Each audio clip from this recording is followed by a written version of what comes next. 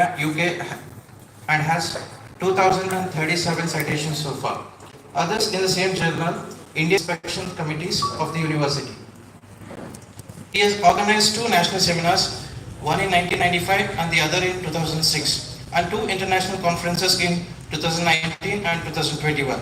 During the COVID-19 time, he has organized 17 international webinars and 6 national webinars in collaboration with Department of Sociology.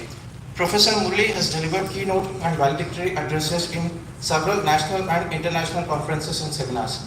He is the author of 11 books, edited and editor or article reviewer in India and foreign journals.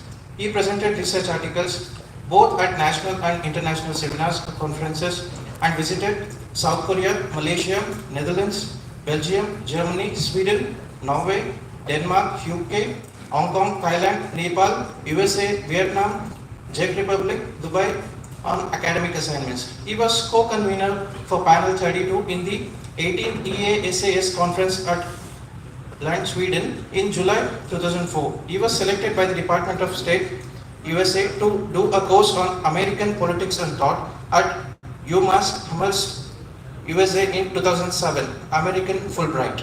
He chaired 20 technical sessions at national and 10 at international levels. He has successfully guided 19 PhDs, 9 MPhils and 4 PDF scholars so far. He gave more than 120 extension lectures, UGC special lectures and 118 academic staff college talks till now. He teaches political analysis, Indian foreign policy at master's level. At present, he is the Dean, Faculty of Arts. Earlier, he was the Dean, Faculty of Law from 2020 to 2022. A recipient of Best Teacher Awardee by NGO and TV9 Media. He is a political analyst and gives analysis in regional and local TV channels and also to India Today magazine. He worked as Deputy Warden in 1996, Vice Principal and Warden in 2019, and Principal and Chief Warden from 2020 to 2022. He is the Directorate of Student Welfare and Cultural Affairs of the University since 2008. He has passion for literary events and has been judged in events at national and zonal levels and is also a quiz master. He was Deputy Coordinator of UGC SAP DRS 2011 to 16. Apart from the academic profile, Sir is also a good tennis player who has represented SV University thrice and has played more than 132 tournaments at national, state and local levels.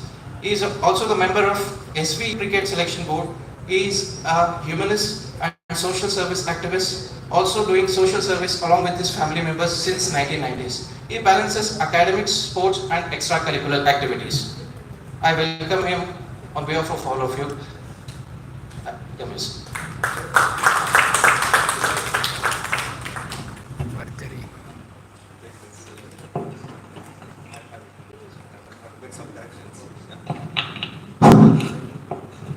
So thank you very much, Mr. Vijay, for your kind words. And all you guys who are sitting here must be surprised how this guy is maintaining so many things. Yes. Right? Yes, sir. Yes. When I can do it, you can do it. The only problem with this Viksit Bharat 2047, especially from 2020 or 2050, is you don't want to do it. You want us to do it again and again and again. And that's the problem why we are still talking about Viksit Bharat 2047 and all those things. Okay. Yallarigu namaskara. Thank you. Thank you, sir. Shubha Madhyana. Shubha Sandhya. Yes. Okay. So I am also from Karnataka. You will be surprised if I say that I am from Karnataka. My dad is from KGF.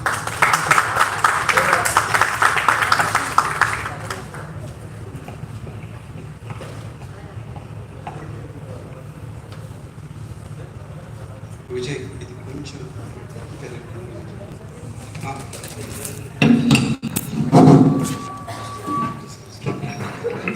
that's good. I think I don't require mic for this particular audience, but still, because you'll be watching your mobiles and all those, please keep those mobiles out for some time. And this conference is meant for you guys, not for us. Because me and the two gentlemen who are sitting here, and some of them we have already seen how Bharat was for the last 7 years, and you are the one who are going to be at least for another 50 years. And if you don't pull up your socks, nobody can do it. Because I am a student of political science and public administration. I don't want to give a rosy picture of anything if it is not rosy. Understand? Because I am a tennis player. If I play well, I win. If I don't play well, I don't want to blame the opponent. I don't want to blame the sun. I don't want to blame the balls. I don't want to blame my shoes. All that I don't do. So my father is from KGF and my mom is from Andhra. It was a love marriage in the 1960s and I'm the eldest son because I don't believe in arranged marriages. Okay guys, let's go for this and let me thank the organizing committee for inviting me to this particular national conference which is there on, Amitabh Bachchan is there. Yeah, it's okay. I'm a big fan of Big B. Because there's a lot to be learned from him. How to respect elders, how to maintain time, which is lagging in 99% of the Indians. If I say you should come at 9 o'clock, you will come at the night 9 o'clock. I say you come in the morning 9 o'clock. And that's the problem with us. Unless we don't maintain time, Viksit Bharat for 2047, 2077 will never ever happen. Let me be very frank with you. I have been visiting 17 countries. I have seen how perfect the time sense goes. I want to track the practical side. I don't want to talk about what is there in the book, what XYZ has said. Well, they have said something, but I have seen practically. I have seen practically, guys. Right from 1997, my visit to South Korea to 2024, my visit to Dubai, the Thippeswamy University. So thereby, we find a lot of difference in everything. You have the good and bad, but unfortunately, for the last 30-40 years, the negative side of the Indian system has overtaken the positive side. There the problem lies. Okay, so let's go for this. Sri, I want to thank the university administration of this particular university, Sri Krishna Devaraya Vijayanagara University, Bellary, with whom I have a long connection. Because I was the director, I have seen some of your teams coming and participating in South Zone Youth Festivals. So this, even though it was our first visit, but still about this particular university, I have been hearing and I have meeting your dean or director. We call you director, but maybe in your university you will be called as the dean, student affairs or something like that. And my two learned colleagues from Usmania University, guest faculty, faculty from other degree colleges and universities, the staff of this particular hall, who always will be the backbone for the success or the failure of any seminar. Then young student friends, scholars,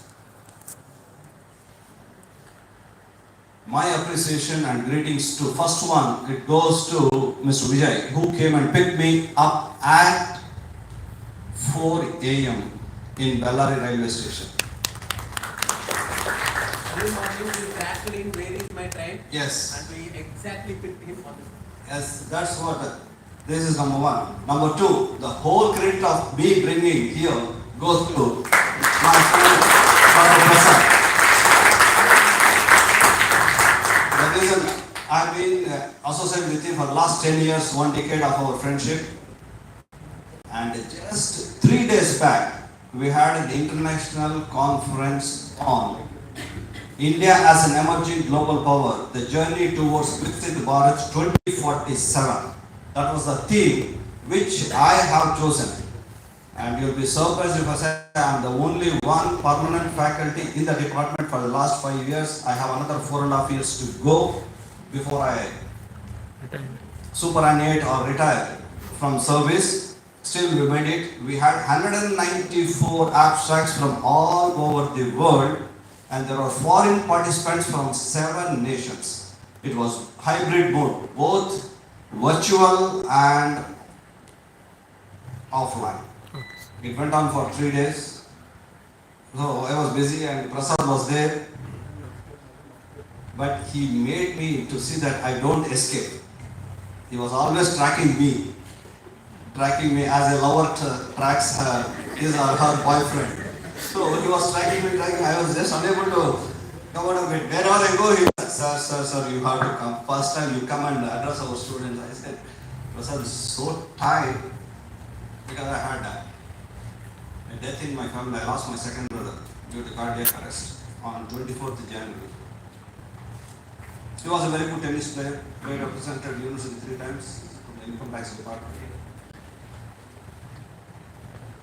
So that's a major thing. Many asked me to postpone the conference. I said no. Many of them have booked the tickets, especially the flight tickets. I should not do it.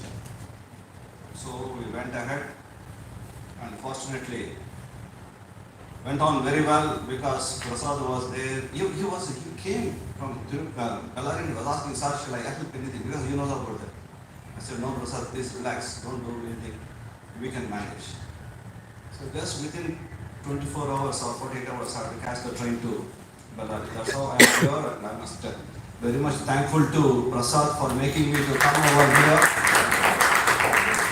Okay, so this is about me, and I'll take only 3 minutes now to present one of the best clips where it sums up everything, how Viksit Bharat.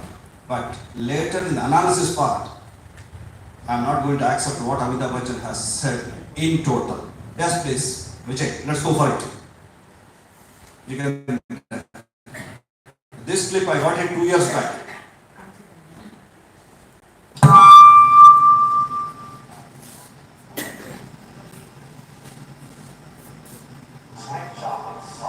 No, first. No, first. Let me switch off this one off.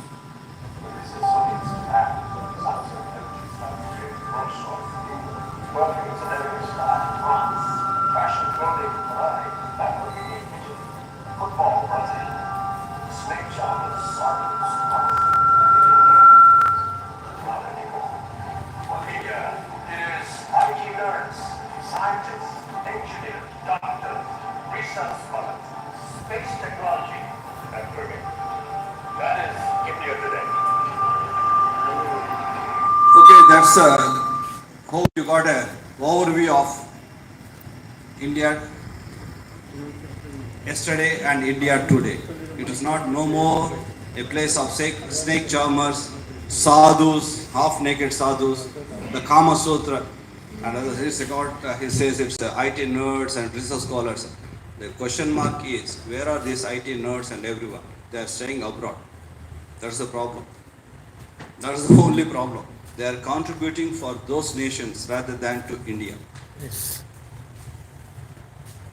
So what happened? Because Amitabh Bachchan wants to be a bit diplomatic. He is in support of the ruling party, thereby he doesn't want to hurt them. But we are teachers. I don't belong to party. Liking a party is my own preference, but when I'm standing before you, I don't take sides. That's what I learned when I was sitting on that side. Okay, friends. So now we have any presentations? Around 14 presentations. Each one will be given 5 minutes time. At the end of the 4th minute, there will be a warning bell and you have to wind up by the 5th minute. And what I want is that don't tell about that session, this session, that department, this department. This session is unique. And you will be asked one question definitely.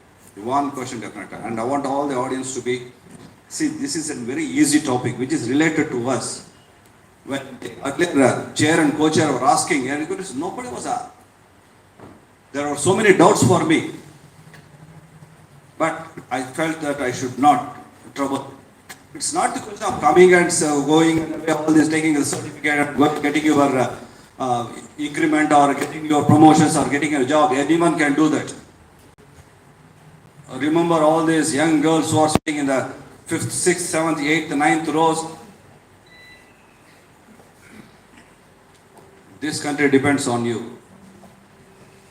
And if you're not ready for it, no Ambedkar, no Gandhi, no Nehru, no Patel, no Tilak, no Vishwesvaraya, no one is going to help us.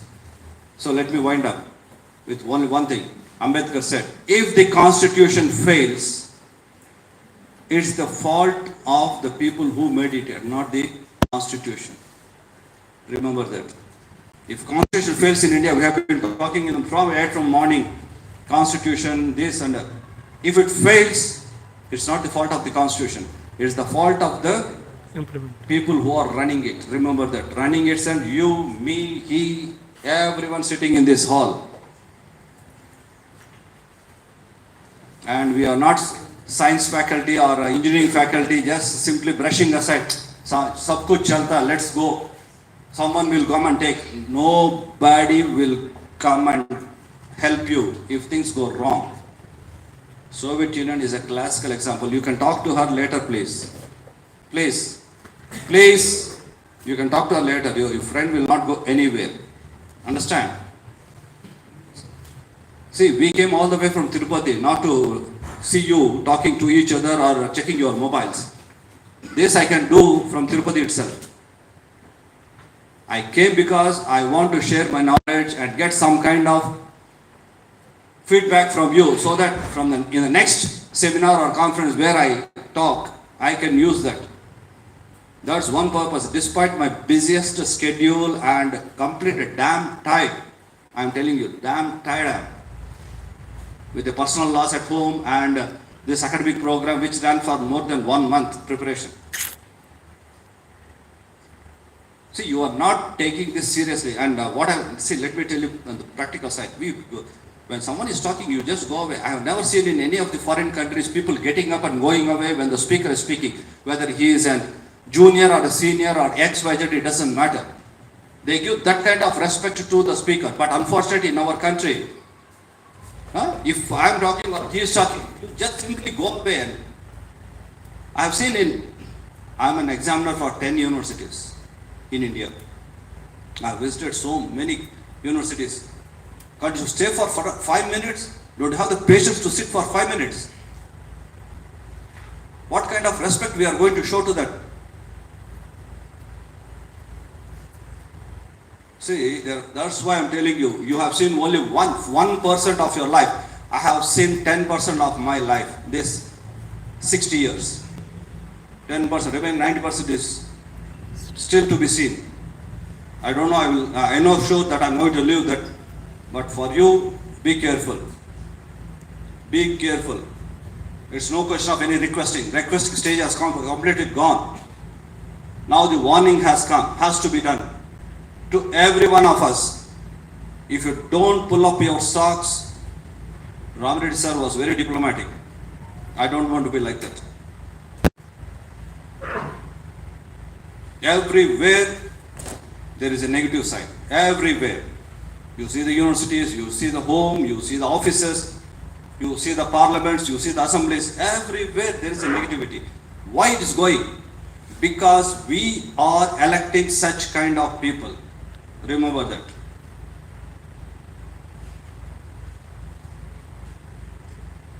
Then how can you expect good thing?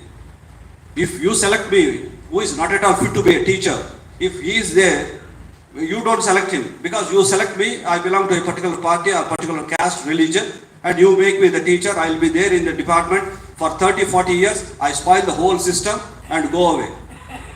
Whereas he will be standing outside searching for a job. And we talk about education reforms and all those things. NEP 2020, yes. In the health sector, we are the poorest. In the corruption, we have crossed Nigeria recently. In happiness index, we stand at 123 out of 135. These are all the official. Don't believe the Indian statistics because we give all fake. If I publish 2 papers, I'll put to 0 also. So it is very easy to put 0, not this side, that side. Be careful. This conference should be an eye-opener for each and every one of you, including us. That if you are not good,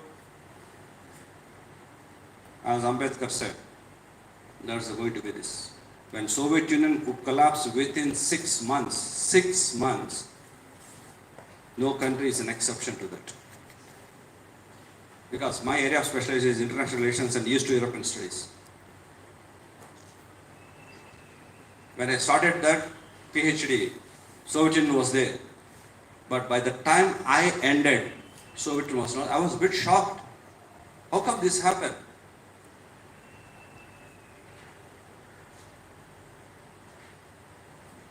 Then I have to write 20 to 30 pages extra.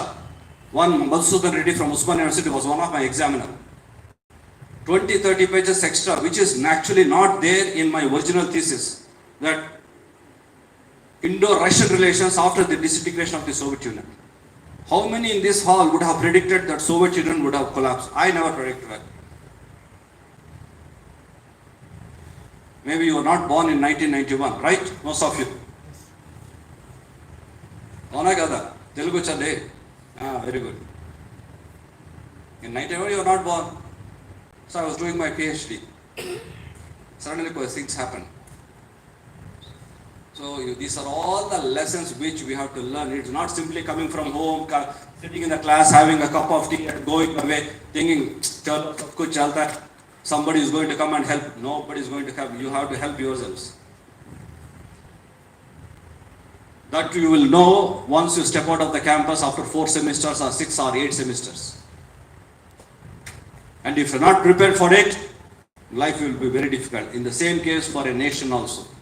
If the nation is not prepared for the future challenges, see, don't tell about the history. I can tell my father was like that, my mother was like that, my grandfather was like that. What I am is a big question mark. That's where we are failing miserably, very much. We always go into this olden days and say that yes, we are correct. One of the oldest civilized country, where we have shown to people how they should be, how they should sit, how they construct all. Now they are coming and telling us. I was in Malaysia in 1997 in the speaker. In the airport, I am very sorry to say, as an Indian, the officer was on all Indians stand in a queue. You are not maintained in the queue. What will you say now? What will you say now? There are Chinese, there are Vietnamese, there are the other people who came to the Kuala Lumpur airport. I was there. See, I don't tell stories and I don't listen to stories also. I tell straight. In 1997, when I got down in Kuala Lumpur airport, my brother-in-law was waiting outside. There was our people, as usual, made some harakiri in the queue. The officer took the mic and said that all Indians stand in a queue properly. We want to check you.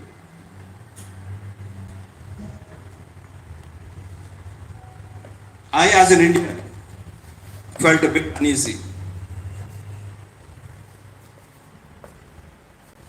Because you are staying in Bellary, you think that everything is good.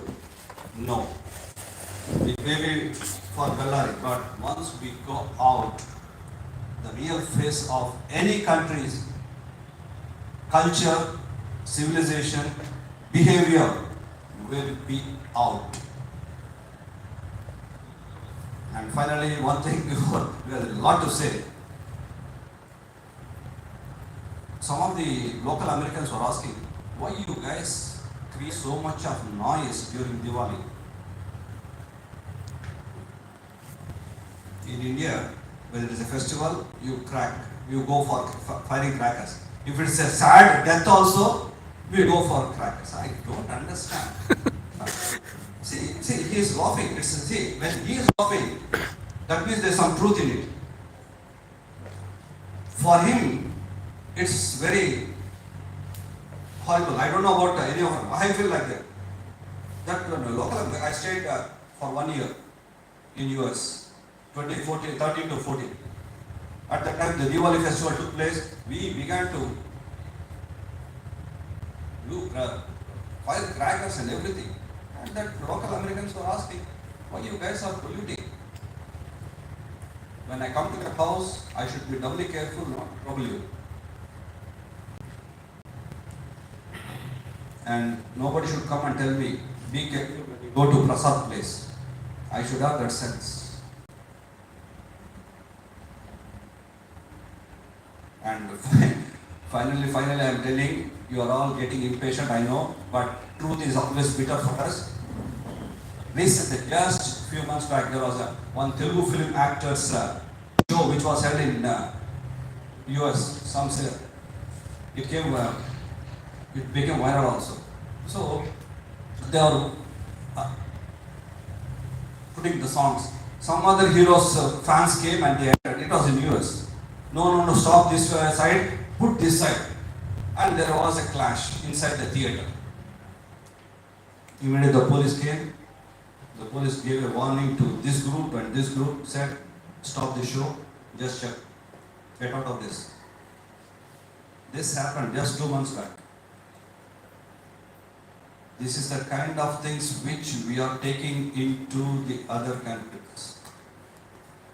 Let us be very careful. Don't say that country is like that. Yes, they can be like that. But how good you are is the one which you have to think for yourselves. Let me not blame for everything, this or that, and I should change first. These incidents will definitely project you in international relations and when I'm projecting your foreign policy towards other countries. So be careful, guys. And now the first presentation starts with Thippeswamy from Maharashtra. Yes, ma'am. Come. Sir, she is. Oh, shit. Okay. Sorry. Are we ready? Yeah. Take for 5 minutes. नमस्कार माझं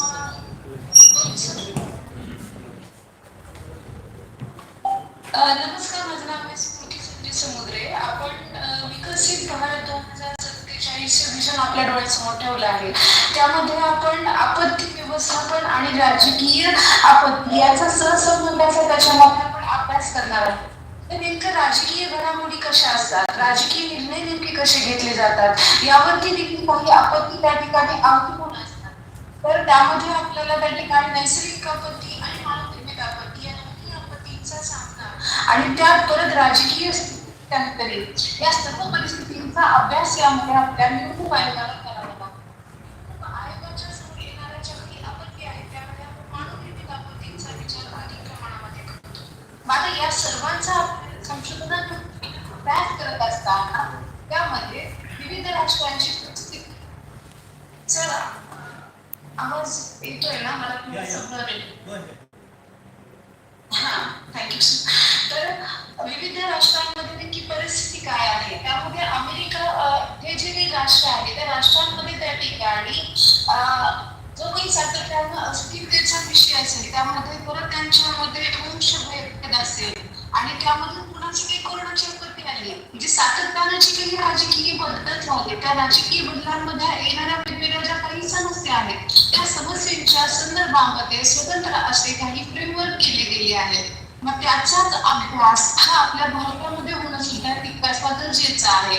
नेमकी राजकीय परिस्थिती नेमकी कशी आहे आणि त्या परिस्थितीची हाताळणी नेमकी कशी करावी यासाठी आयोगाने नेमक्या काय सुधारणा केल्या पाहिजे. तर आयोगाने सर्वात प्रथम त्या ठिकाणी पब्लिक पॉलिसी त्यांची नेमकी पॉलिसी नेमकी काय असावी, ती डिझास्टरच्या रिलेटेड त्या ठिकाणी अधिकार पूर्णपणे कसा असावा, त्यामध्ये आचारसंहितेसारख्या त्या ठिकाणी विषय असतील किंवा नियमांचं होणारं जे काही उल्लंघन असेल, जे काही त्या ठिकाणी राजकीय दंगी असतात त्या दंगींच्या काळामध्ये त्या ठिकाणी नेमकी आपली भूमिका काय असेल. आणि आपल्या भारताचा जर यामध्ये विचार केला तर आपल्याकडे राजकीय नेतृत्वाचा त्या ठिकाणी त्या सगळ्या इच्छाशक्तीचा एक खूप मोठा अभाव आहे. सर्वात पहिल्यांदा त्या ठिकाणी आपल्याला राजकीय आपत्ती विषयक संस्कृतीचा त्या ठिकाणी विकास करणं गरजेचं आहे. त्या ठिकाणी तशी मानसिकता आणणं गरजेचं आहे की आमच्याकडे त्या ठिकाणी निवडणुकीच्या काळामध्ये अनेक काही प्रश्न निर्माण होतात. त्यामध्ये जातीचा असेल, धर्माचा असेल, त्या ठिकाणी जे काही त्या ठिकाणी वाहतुकीचे सुद्धा अनेक काही प्रश्न निर्माण होतात. अशा प्रत्येक प्रश्नांकडे एका संशोधनात्मक दृष्टीने आयोगाने मुद्द्यांवरती स्वतंत्रपणे अभ्यास करण्याची सध्या स्थितीला आवश्यकता आहे. तर त्यामध्ये उपाययोजनात्मक जर आपण त्यामध्ये विचार जर केला तर आपल्याकडे आपण सध्या जे काही डिजिटल अरेस्ट आपण जे काही ऍड पाहतो आहोत किंवा त्या ठिकाणी डिजिटल जे आपत्ती घडून येत आहे या सर्व आपत्तीचा त्या ठिकाणी मतदान प्रक्रियेवरती सुद्धा परिणाम होतो. नागरिकांची त्यामध्ये काय भूमिका आहे, ही सेवा नेमक्या कशा दिल्या जातात आणि त्यामध्ये सुद्धा राजकीय स्तरावरती त्या ठिकाणी त्या मूलभूत प्रक्रिया आपण सद्यस्थितीला जी पारंपरिक व्यवस्थेमध्ये आहोत त्याला कुठेतरी चेत देणं गरजेचं आहे आणि त्यामध्ये त्या ठिकाणी त्या डिजिटल स्तरावरती त्या सुधारणा आणि तसं इन्फ्रास्ट्रक्चर तयार करणं हे भारताला खूप जास्त गरजेचं आहे आणि तसा डिजिटल अवेअरनेस आणणं, राजकीय लोकांमध्ये ती इच्छाशक्ती तयार करणं आणि त्या आयोगानं त्या संबंधितावरती योग्य वेळेवरती त्या ठिकाणी ती कारवाई करणं आणि तसे धोरणात्मक त्या ठिकाणी तशी निर्णय घेणे आणि त्या निर्णयाला कार्य ही आपली जबाबदारी आहे.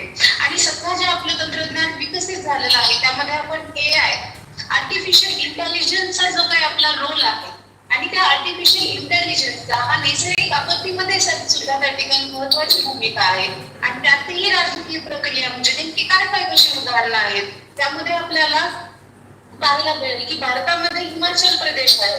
त्या हिमाचल प्रदेशामध्ये सुद्धा त्या ठिकाणी national manual on electronic risk management framework तयार करून दिलं गेलंय. त्यानंतर बिहारमधली परिस्थिती वेगळी आहे.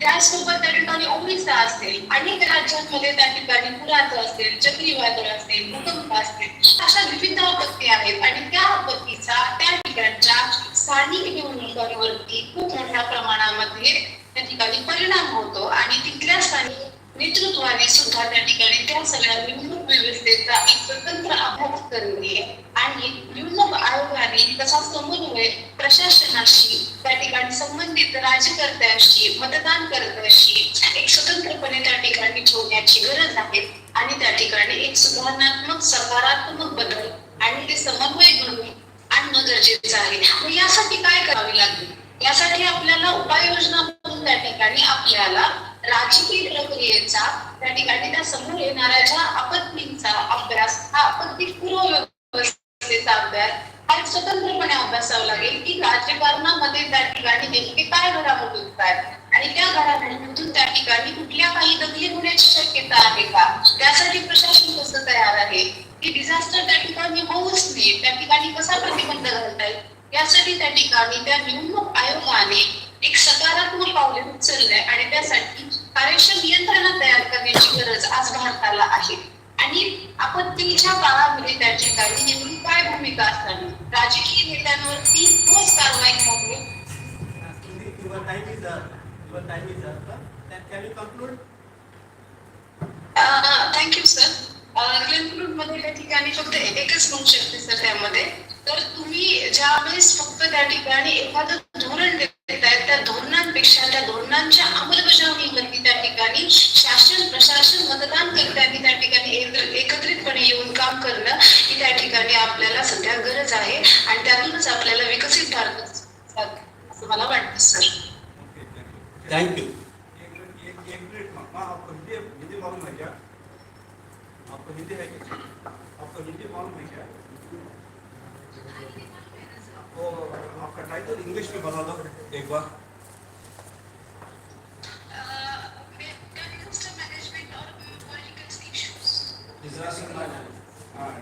Disaster management and political issues or analysis. Okay, a critical analysis. Okay, ma. Okay. Any questions, please? Disaster management and critical analysis, political analysis. Any questions from the audience? Any questions? At least one question. I will be happy first and she will be happy next.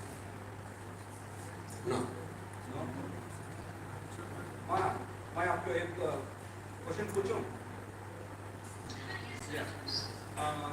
How do you think that artificial intelligence is going to help mitigate disaster management? Very simple.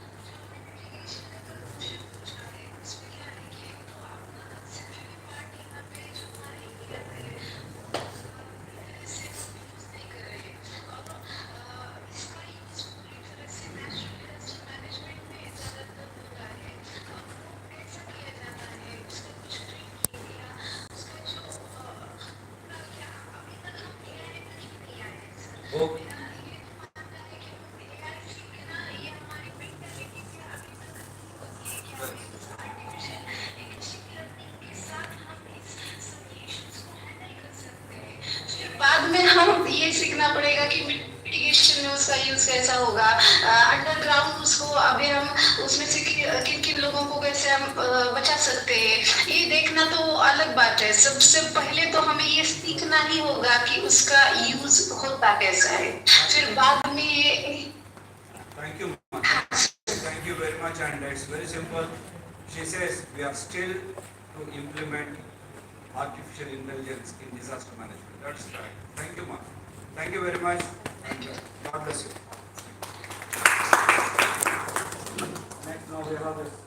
We have our regular schedule. One minute, Professor. Yes. I want you to ask. It may be in Kannada, it may be in Telugu, it may be in Hindi, or it may be in English. Not foreign language. And so the very purpose of having this is an interaction. It's not simply comments. That's where you don't question, you don't get the answer. That's how the political parties are simply escaping. Right from Kashmir to Kanyakumari and this to this. Because we are not in a position to question it. And we have that fear. Something happened. You are paying, your tax-paying citizens. They have every right to question if I do something wrong. But somehow that's not happening. Okay, my next. Now I would like to invite Basavaraj K to come and present his paper. Thank you. Please be ready with one question at least.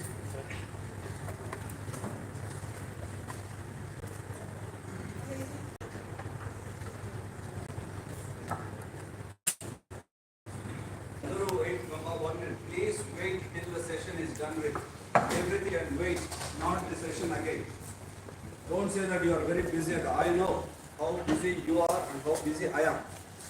Please wait till the last speaker is done with. That's my request. Welcome, respected dignitaries on the dais and all the learned adults who are gathered in the session. Really, it gives me immense pleasure to present my topic in this session. The topic is election manifestos and governance. How Karnataka 2023 bold promises shape policies.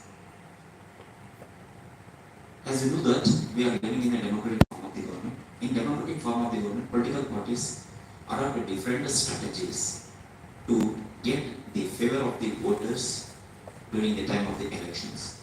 Among those strategies, the legal or what we call the legitimate strategy is nothing but the election manifesto.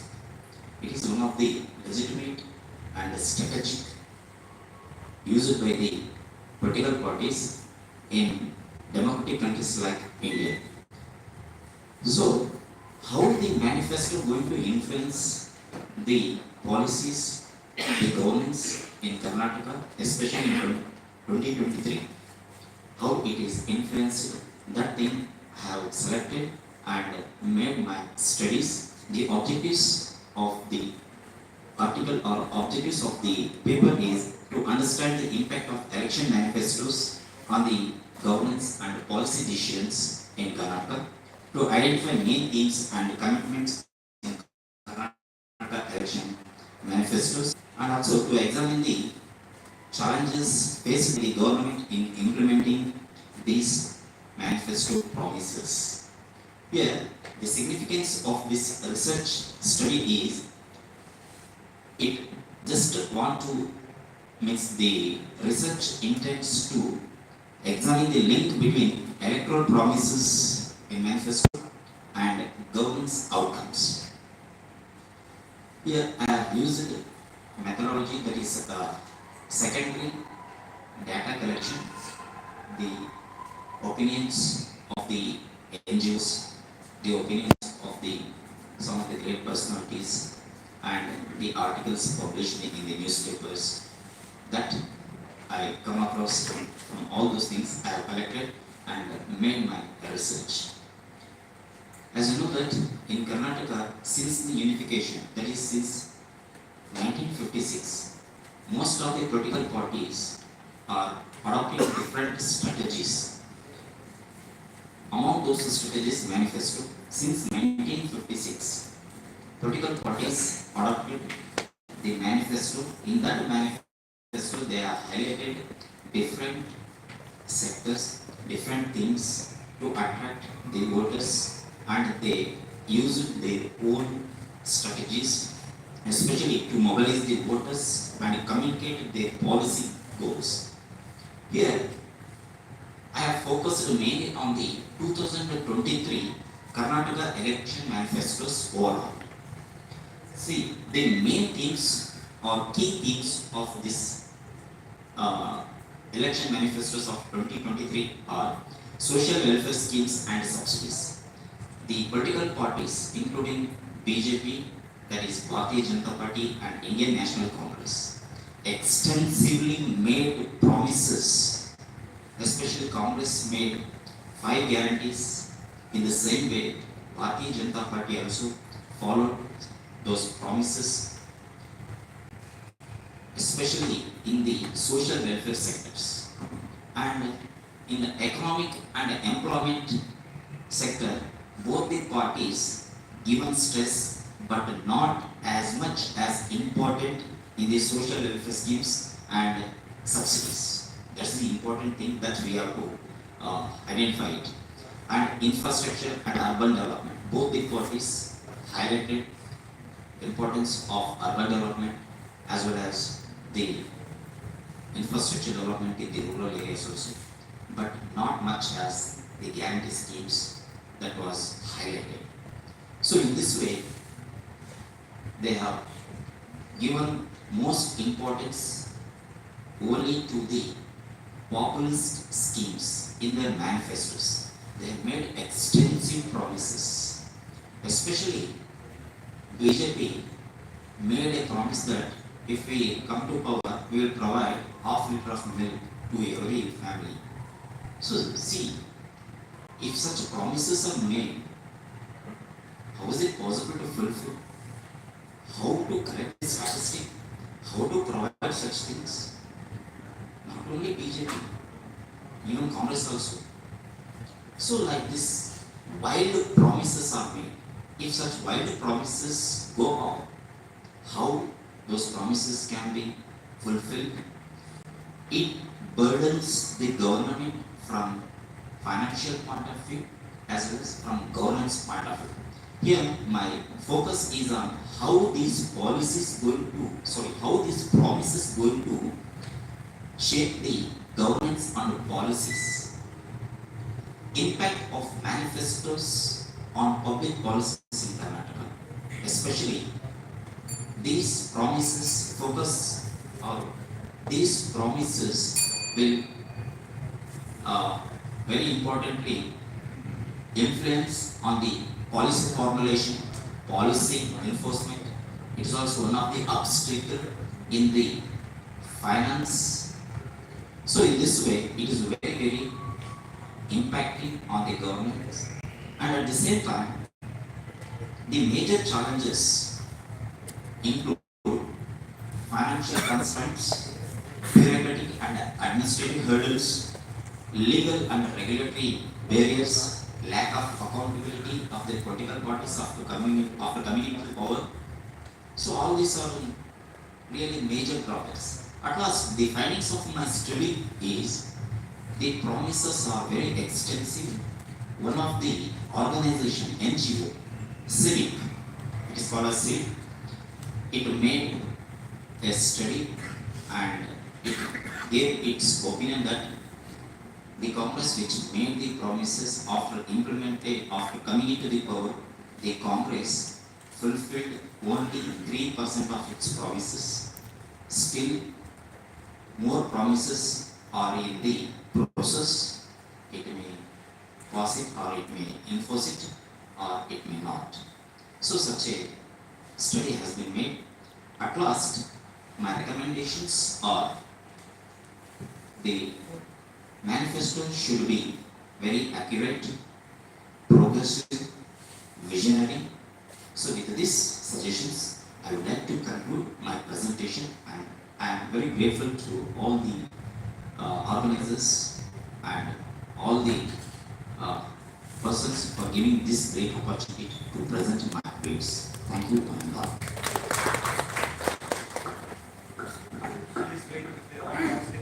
Thank you, Mr. Basuraj. Now I would like to ask the audience if they have any questions, you can ask one question at least. Yeah, that's good. Sir, is there not any binding or to vote, sir? Is there not any binding for to vote, sir?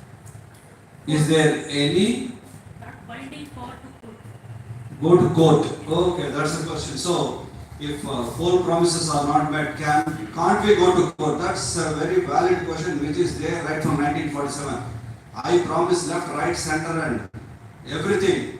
And voters also just vote on so many factors taking money. I want to tell about how Telangana issue votes. When they don't make a promise fulfilled, can't we go to court? Yes, your question, your answer please. Please sit down. Please sit down. Thank you for your question. We can approach the court if the government has not fulfilled, but it is not binding upon the government. Recently, Supreme Court has made the judgment. Of course, the interest of the government, which expressed in the policy matters or which expressed in the manifesto, is very good, but at the same time, the parties should think of the forming government, how it is going to be implemented. It should be thought by the every political party. This is the statement made by the Supreme Court. See, courts are also very, very diplomatic. That's the problem. That is the problem. A person who has amassed nearly 40,000 crores within a span of 5 to 8 years, he ruled my state for 5 years. I am very, very sorry to say this.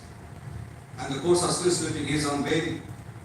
He was on bail and he was a chief minister. And passing laws for me, saying that I should be like this. This is the fate of the courts also. Your question cannot be answered by him. I am very sorry to say this. This is the practical side. ఎప్పుడన్నా ఒకటి గుర్తుపెట్టుకోండి థియరీలో మన social sciences theory బ్రహ్మాండంగా ఉంది everything will be good but when it comes to practical side I interpret it in one way, he interprets it in one way, he interprets it in one way. Thereby the whole system collapses. Me question you can take have it. Yes, please.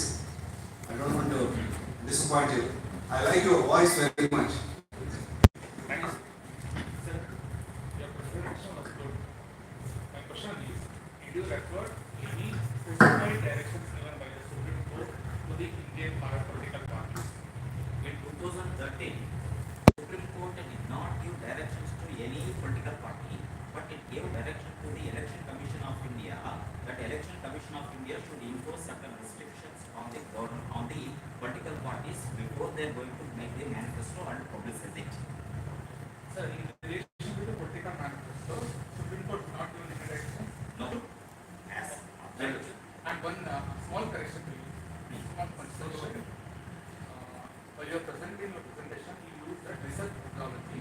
Research methodology is different from data collection. Data collection, we are using primary data and secondary data. That is different from research methodology. Data collection is only one part of the research methodology. Okay, thank you. That's correct. No, it's okay, no problem. See, let's not have... in broad sense, I am also right. In broad sense, absolutely I am right. Okay, thank you, Mr. Basuraj. And In social sciences, 2 into 2 makes 4, not 4, 5 also. That's the problem. He is correct, he is also correct. The only thing is how you interpret. Interpretation is very, very important. I say India-Pakistan relations will be like this by 2026. You will say no. Your interpretation will be there, my interpretation will be there. That you have to learn and engage. Thereby, when you become teachers, you can interpret. What you said is correct. Yes. Yes. Thank you very much. thank you.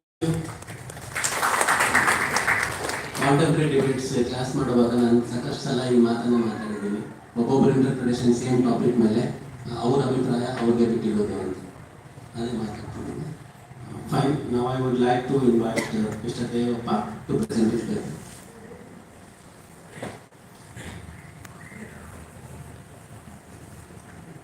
5 minutes ಅಲ್ಲಿ ಮುಗಿಸ್ಬೇಕು.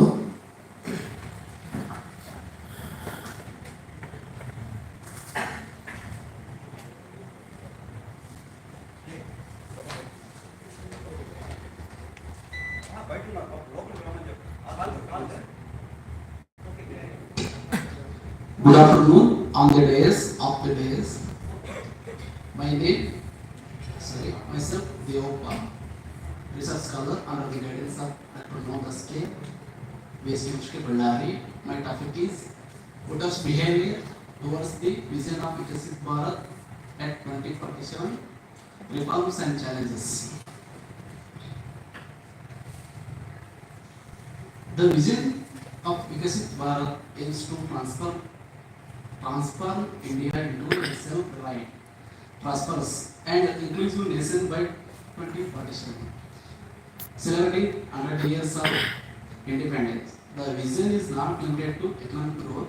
It strives to improve living standards and provide equal opportunities for all citizens.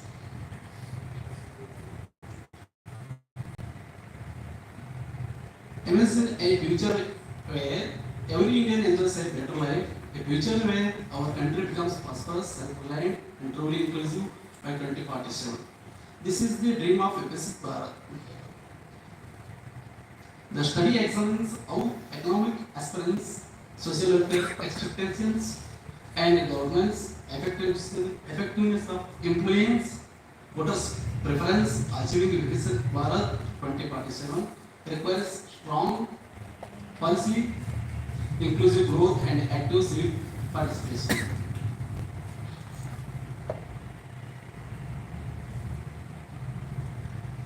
Objectives of the study: to understand the factors influencing voter behavior in the context of Viksit Bharat vision of 2047, assess the impact of economic, social, and governance reforms on voter preferences, to explore the determinants of voters' support for reforms aligned with Viksit Bharat. Okay, Electoral is for research. This study only conducted on the second data collection. Aspirations of Indian voters align with the vision of Viksit Bharat development in India. Understanding the vision of Viksit Bharat at 2047, voters' behavior and political engagement in India, key reforms for Viksit Bharat 2047, economic reforms, education and skill development, social reforms, technology advancement, environmental sustainability, implementing the vision of 2047. Okay. Insights on voters' behavior. Voters' preferences for achieving Viksit Bharat vision vary by age, income, education, and caste. Voters' behavior and the future vision. Voters' preference for Viksit Bharat differ and in favor that older want social welfare, industrial areas seek economic reforms, rural areas stress agriculture. Awareness and understanding of Viksit Bharat 2047. Reforms to achieving the Viksit Bharat vision through voters' behavior, economic reforms and job creation, governance and transparency, social education reforms, decentralization and electoral reforms, civic engagement and voters' behavior, education, addressing regional disparities, challenges in achieving Viksit Bharat through voters' behavior, political polarization, economic disparities and electoral preferences, social and regional influences, misinformation and digital influence, electoral reforms and trust issues.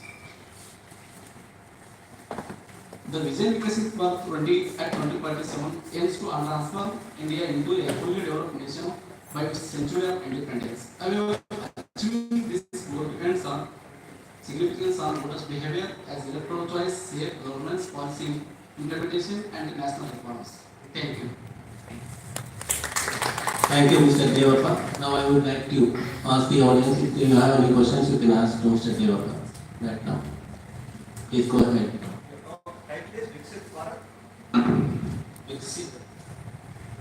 Voter behavior towards the vision of Viksit Bharat at 2047, reforms and challenges. Any questions, please?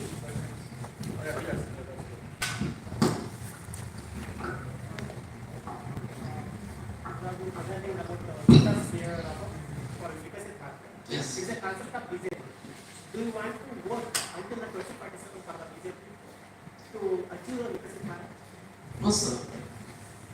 Cannot be noted.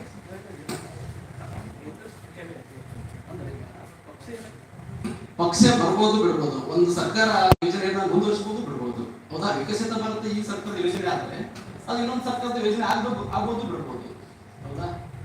ಅದು ಅವಲಂಬಿಸ್ತಾ ಇರೋದು. ಈ ವಿಕಸಿತ ಭಾರತ ಅನ್ನೋದು ಒಂದು concept ಈ ಪಕ್ಷ ಹಾಕೊಂಡಲ್ಲಿ ಆ ಪಕ್ಷ ಮತದಾರ ಏನು Congress they will remove it. If BJP comes, they will reinstall it.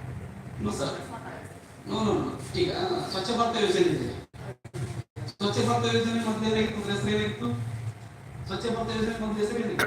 ಗ್ರಾಮ ನೈರ್ಮಲ್ಯ ನಿರ್ಮಲ ಯೋಜನೆ ಆಗಿದೆ. ನಿರ್ಮಲ ಭಾರತ ಯೋಜನೆ ಇದಕ್ಕೆ ಹೆಸರನ್ನ ರೀನೇಮ್ ಮಾಡಿರ್ತಾರೆ ಕೆಲವು ಯೋಜನೆಗಳನ್ನ. ಓಕೆ, ಈ ರೀತಿ ಏನಾಗ್ತದೆ, ಸರ್ಕಾರ ಏನ್ ಮಾಡ್ತದೆ, ತನ್ನ ಪಕ್ಷದ ಸಿದ್ಧಾಂತಗಳಿಗೆ ಅನುಗುಣವಾಗಿ ಯೋಜನೆಗಳನ್ನ ರೀನೇಮ್ ಮಾಡ್ತಾರೆ. ಓಕೆ, ರೀಫಾರ್ಮಿಂಗ್ ಮಾಡ್ತಾರೆ. So there is no guarantee that BJP will come to power after 4 years or so. It may be Congress. Congress is, had they been a bit careful, they would have captured power last time.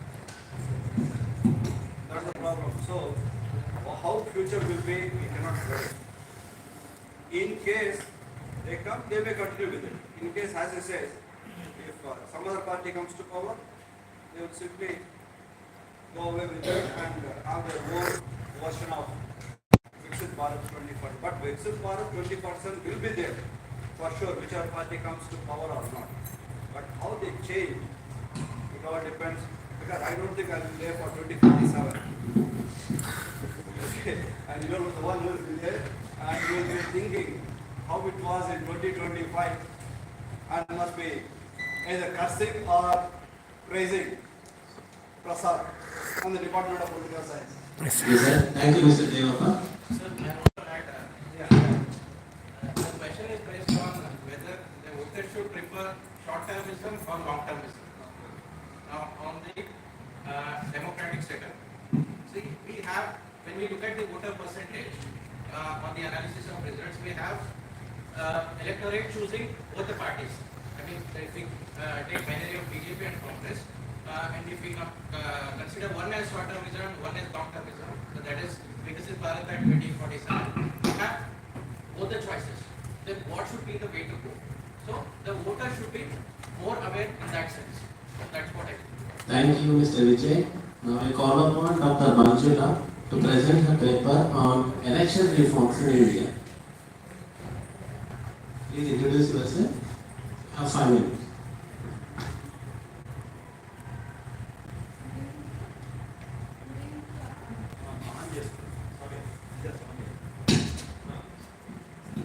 Respected dignitaries on the dais, myself introduced Dr. Manjula, guest faculty, PG Center, Elburga. My paper presentation: Election reforms in India. Election have further sanctified the concept of the beauty of democracy.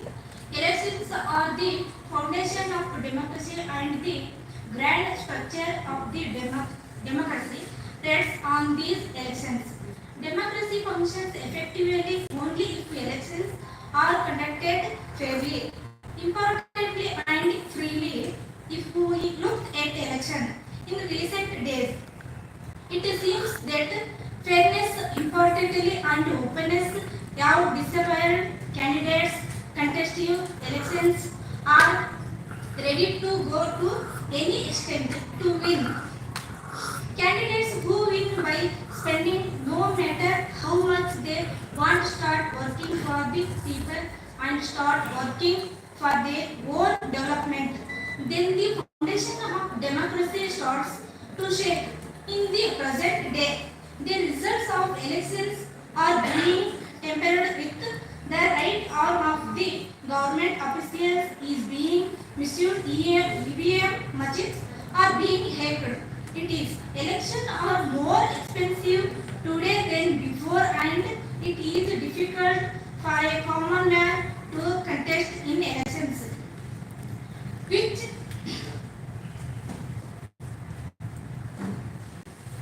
are the foundation of democracy. The elections held after independence, were held fairly and honestly without any financial influence. But if we look at the election system of recent times, it is very sad this essay attempts to analyze the role of the judiciary and legislature in the reforming elections. Some of the flaws in the election system, such as the constitution deadlock and the daily mismanagement, are also discussed.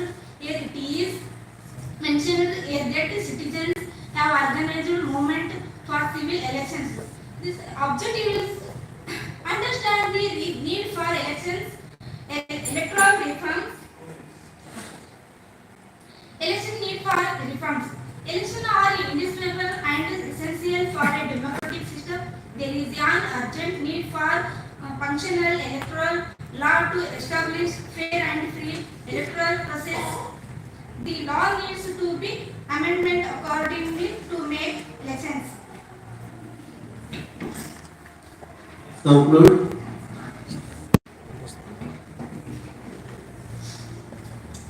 These articles also discuss the role of the judiciary in reforming the electoral system and the electoral system in a pluralistic country like India. This article can be understood as a strategy of political parties using elections for their own interests and selfishness to intimidate others. Mainly political leaders often go to the extent of the misusing the government elections, which is by using their power and money during their campaigns. The judiciary is making 100% efforts to bring reforms in the election. Thank you, Dr. Manjula. I request audience to ask any questions. Especially the students. Students, please participate. Scholars and faculty are asking. Yes. Yeah, ma'am. That's good. Yeah, sure.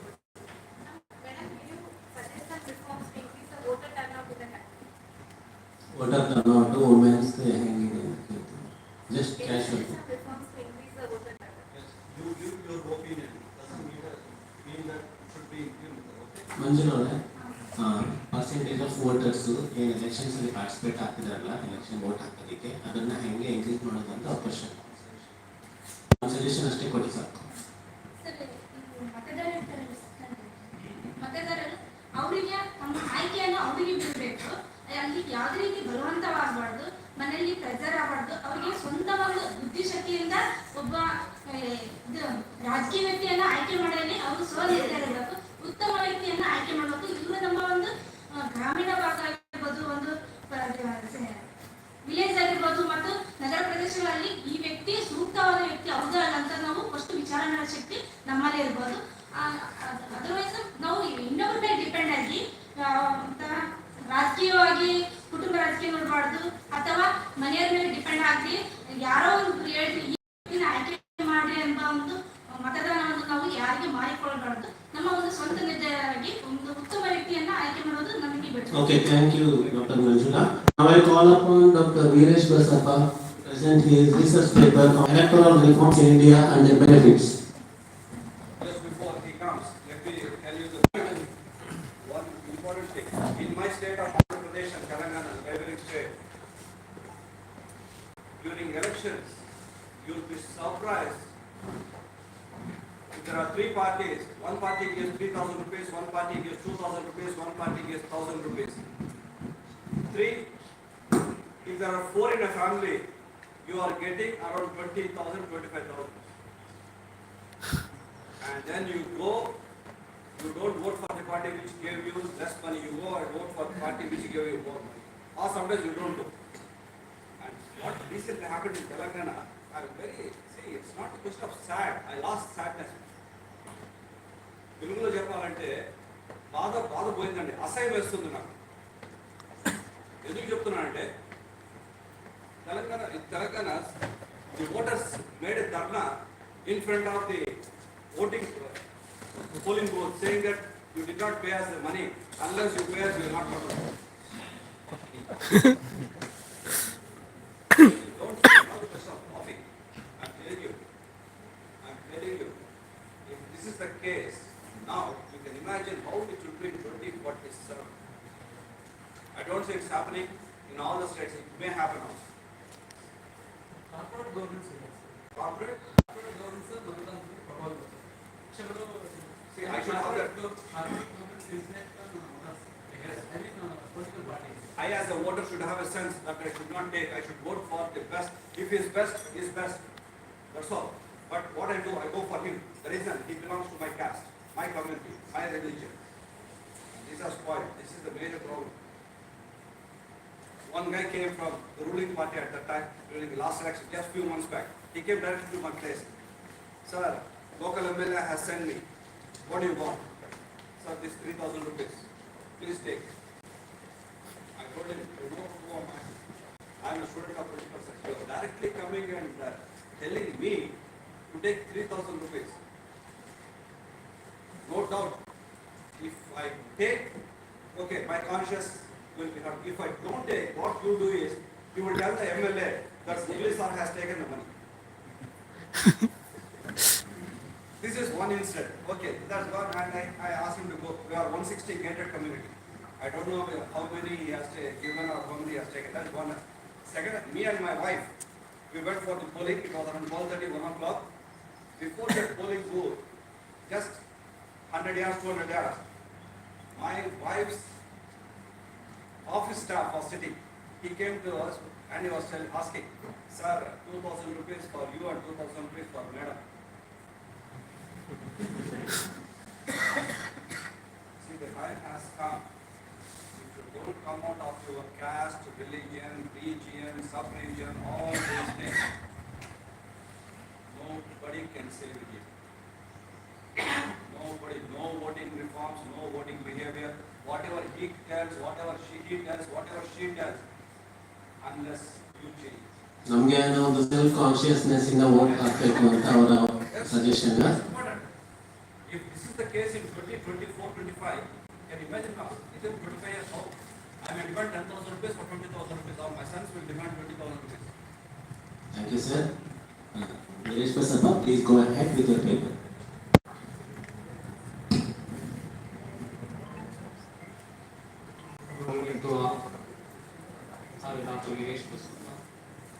Lecturer, Government Degree College, Singapore.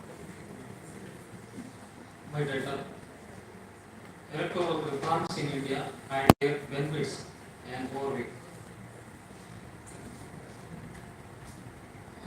ಪ್ರಜಾಪ್ರಭುತ್ವದಲ್ಲಿ ಉತ್ತಮ ಸರ್ಕಾರ ಸ್ಥಾಪಿಸುವಲ್ಲಿ ಸಂವಿಧಾನ ಹಾಗೂ ಚುನಾವಣೆಗಳು ಪ್ರಮುಖ ಪಾತ್ರ ವಹಿಸುತ್ತವೆ. ಚುನಾವಣಾ ಪದ್ಧತಿಯು ನಿಜಕ್ಕೂ ಆಧುನಿಕ ಪ್ರಜಾಪ್ರಭುತ್ವ ಕೇಂದ್ರವಾಗಿದ್ದು ಚುನಾವಣೆಗಳು ಪ್ರಜಾಪ್ರಭುತ್ವವನ್ನು ನಿರ್ಧರಿಸುತ್ತವೆ. ಇಂಥ ಒಂದು ಚುನಾವಣೆಯಲ್ಲಿ ಅನೇಕ ಸಮಸ್ಯೆಗಳನ್ನು ನಾವು ಕಾಣ್ತಾ ಇದ್ದೀವಿ.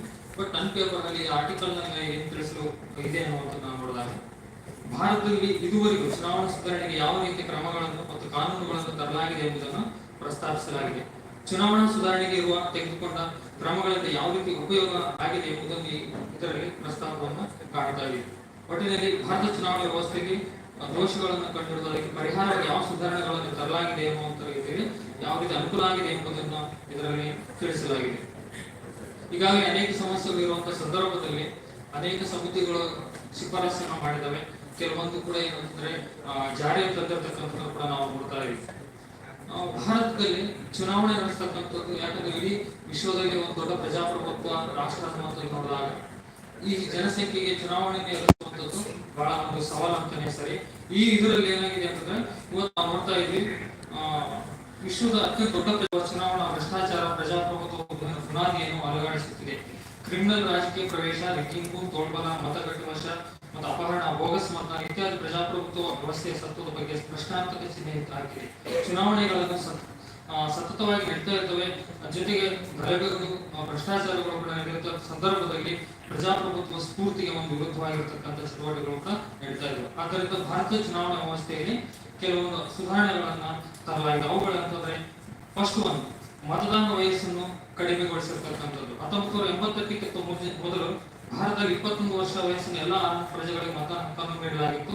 ನಂತರದ 61ನೇ ತಿದ್ದುಪಡಿ ಮಾಡುವ ಮುಖಾಂತರವಾಗಿ 1989ರಿಂದ 18 ವರ್ಷಕ್ಕೆ ಮತದಾರನ ವಯಸ್ಸನ್ನು ಇರಿಸಿರ್ತಕ್ಕಂಥ. ಇದರಿಂದ ಹೆಚ್ಚಿನ ರೀತಿಯಲ್ಲಿ ಭಾಗವಹಿಸಲಿಕ್ಕೆ ಅವಕಾಶ ಕೊಟ್ಟಿರ್ತಕ್ಕಂಥ ನಾವು ನೋಡ್ತಾ ಇದ್ದೀವಿ. ಎರಡನೇ ನೋಡಿದಾಗ ಮತಗಟ್ಟೆಗಳ ಅಕ್ರಮವಾದಾಗ ಚುನಾವಣೆಯನ್ನು ಮುಂದೂಡ್ತಕ್ಕಂಥದ್ದು 1951 ಪ್ರಜಾಪ್ರತಿನಿಧಿ ಕಾಯ್ದೆಗೆ 1988 ತಿದ್ದುಪಡಿ ತರುವ ಮೂಲಕ ದುಷ್ಕರ್ಮಿಗಳು ಒಂದು ವೇಳೆ ಮತಗಟ್ಟೆಗಳನ್ನು ಆಕ್ರಮಣ ಮಾಡಿದರೆ ಚುನಾವಣೆಯನ್ನು ಮುಂದೂಡಲು ರದ್ದುಪಡಿಸಲು ಅವಕಾಶ ನೀಡಲಾಯಿತು. ಈ ಮುಖಾಂತರವಾಗಿ ಏನಂತಂದ್ರೆ ಒಂದು ಪಾರದರ್ಶಕತೆಯನ್ನ ತರುವಂತ ಒಂದು ಪ್ರಯತ್ನವನ್ನು ಕೂಡ ಮಾಡಿರ್ತಕ್ಕಂಥದ್ದು.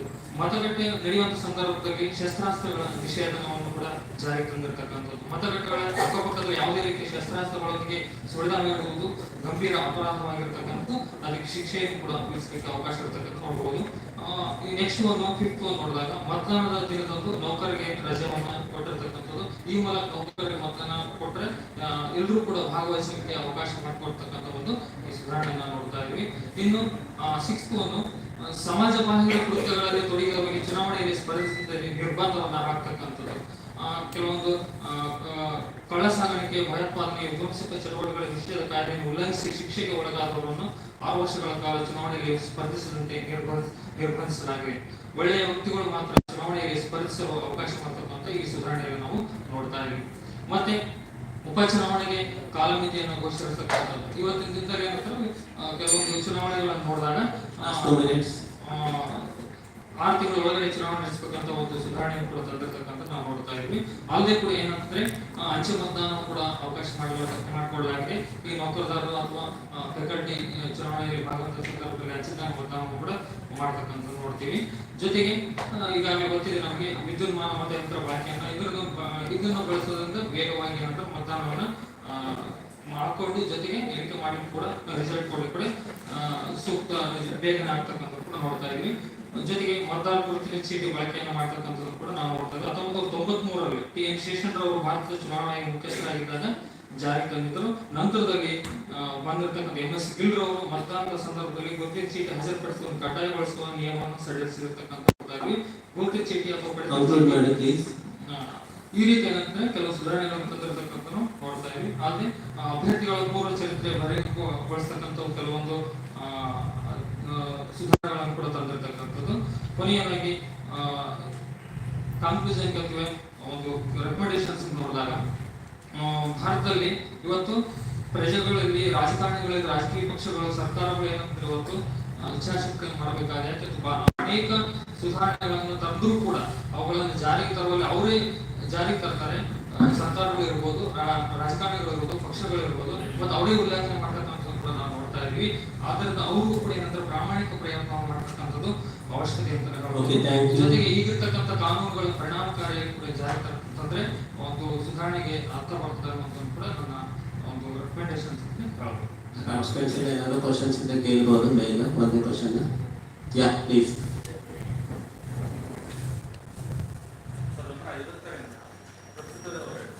ಚುನಾವಣಾ ಆಯೋಗ ವಿವಾದಗಳಿಗೆ ಒಳಪಟ್ಟಂತೆ ಮುಕ್ತ ಮತ್ತು ನ್ಯಾಯಸಮ್ಮತವಾದ ಚುನಾವಣೆಗಳನ್ನು ನಡೆಸುವಲ್ಲಿ ಸಫಲವಾಗಿಲ್ಲ.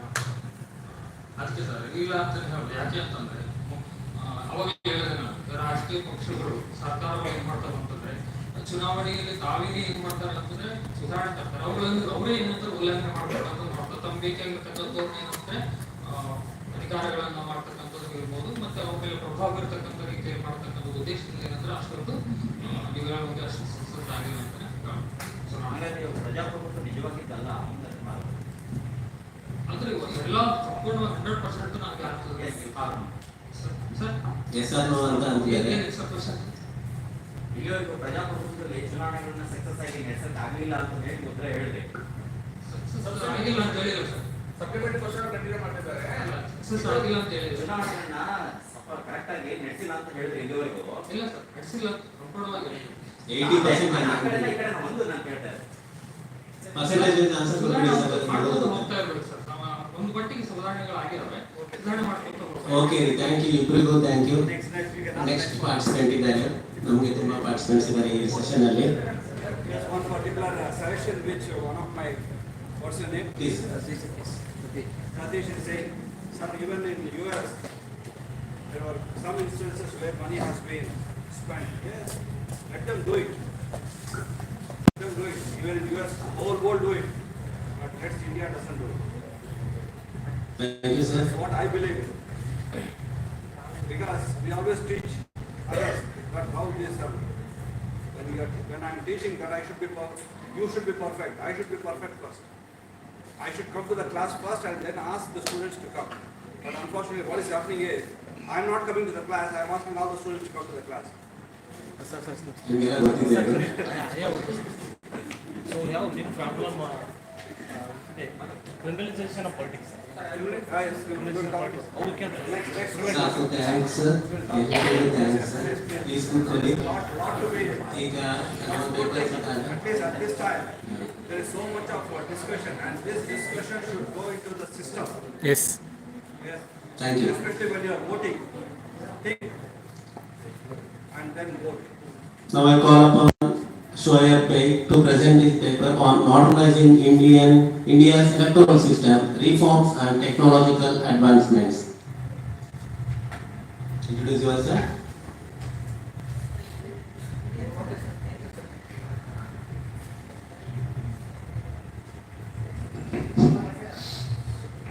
So, good evening to one and all who present here. So, my name is Shoaib Bey. Sorry, myself introduction. Shoaib Bey, PG student, Department of Political Science, Vijayanagara Sri Krishna Devaraya University, Bellary. So today, I stand before you to present my paper that titled Modernizing India's Electoral System, Reforms and Technological Advancements, 2047, the vision 2047.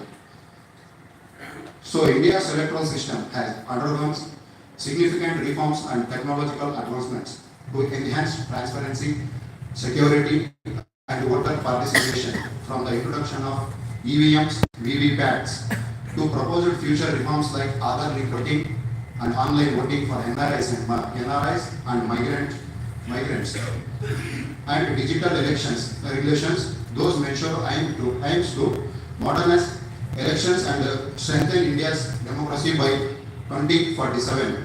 Major reforms and technological advancements for electoral system of India, Vision 2047. One nation. First one is one nation and one nation, one election. One nation, one election seeks to synchronize Lok Sabha and state assembly elections to improve governance, reduce costs, and ensure policy constantly frequent elections, create financial burdens, and delay development projects. A unified election cycle enhance political stability, allowing governments to focus on long-term policies rather than short-term electoral gains. It also strengthens democratic participations and national unity. And second one is online voting for NRIs and migrants. Online voting is a major improvement for NRIs and migrants, ensuring inclusive and high voter participation. Thousands of NRIs and migrant faces voting barriers due to geographical restrictions. AI source remote voting system can benefit them by increasing election transparency and voter participation. And other linked voting can revolution the environment and AI-powered monitoring process. Women's representation. Women's representation in Indian politics has improved due to legal and social reforms. The 73rd and 74th constitutional amendments in 1992 mandated 33% reservation in local bodies. In 2023, Parliament passed the Women's Reservation Bill, ensuring 33% reservation in the Lok Sabha and the state assemblies. Continued efforts in education, political monitoring, and legal support are necessary for the true gender equality in politics. Conclude. Solutions. Yes. Conclude. So solutions. Solutions. Carry. Conclusion is modernizing India's electoral system is crucial for ensuring transparency, efficiency, and democracy. Reforms such as one nation, one election, Aadhaar-linked voting, online voting for NRIs, stricter defection laws, and electoral bonds transparency aim to strengthen governance and voter participation. Technological advancements like AI monitoring, digital election campaigns, and mobile voting will enhance accessibility and security. Thank you, Shoaib bhai. I appreciate you. आपका नाम? Shoaib. Shoaib. आपका voice बहुत अच्छा है sir. Thank you, sir. मैं आपका fan बन गया। Thank you, sir. आप बहुत अच्छे टीचर भी बन सकते हैं। If you have the passion for it. Now, yes, and yes, the credit should go, equally credit should go to your teacher. He is the one who guided me for everything, sir. Thank you very much. Any question? One question? Yeah, yours. Yes, yes. Only one question, please. ಕೇಳಪ್ಪ. Sir ಇವಾಗ ಒಂದು ಅಪರಾಧ ಮಾಡಿರುವಂತ ವ್ಯಕ್ತಿ government job ತಗೊಳ್ಳೋದ್ರಲ್ಲಿ ಅರ್ಹತೆ ಹೊಂದೋದಿಲ್ಲ sir. ಆದ್ರೆ ಅಪರಾಧ ಮಾಡಿದ ವ್ಯಕ್ತಿ ರಾಜಕೀಯಕ್ಕೆ ಬಂದು ಮತ್ತೆ ಗೆದ್ದು ಸಾಧ್ಯತೆಗಳು ಜಾಸ್ತಿ ಇರ್ತದೆ. ಇದರಿಂದ ವಿಕಸಿತ ಭಾರತ ಯಾವ ರೀತಿ ಆಗ್ತದೆ? ಜಾಬ್ ಎನ್ವೈರನ್ಮೆಂಟ್ ಯಾವ ರೀತಿ ಆಗ್ತದೆ? ಜನರ ಒಂದು ನಾಲೆಡ್ಜ್ ಹೆಂಗೆ ಬಗ್ಗೆ ಅವರ ಒಪಿನಿಯನ್ ಏನಾಗುತ್ತೆ? So, ಆ question ಗೆ answer ಮಾಡ್ತೀನಿ sir. Second one question ಕೇಳಿದ್ರೆ.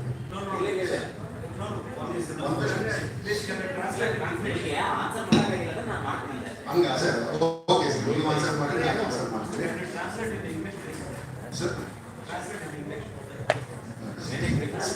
Sir, he is asking that a person who committed crime can't get a government job, but a person who committed crime is entering politics very easily. I always with you, but let's Please answer. ನೀವು ಕೇಳಿರ್ತಕ್ಕಂಥ question ಚೆನ್ನಾಗಿದೆ. Is A good question. ನಾನು ಆ ಒಂದು topic ನ mention ಮಾಡಿದ್ದೀನಿ, ಆದ್ರೆ time ಇಲ್ಲ ಅಂತ ತಕ್ಷಣ ಸರ್ ಅವರು ಹೇಳಿದ್ರು.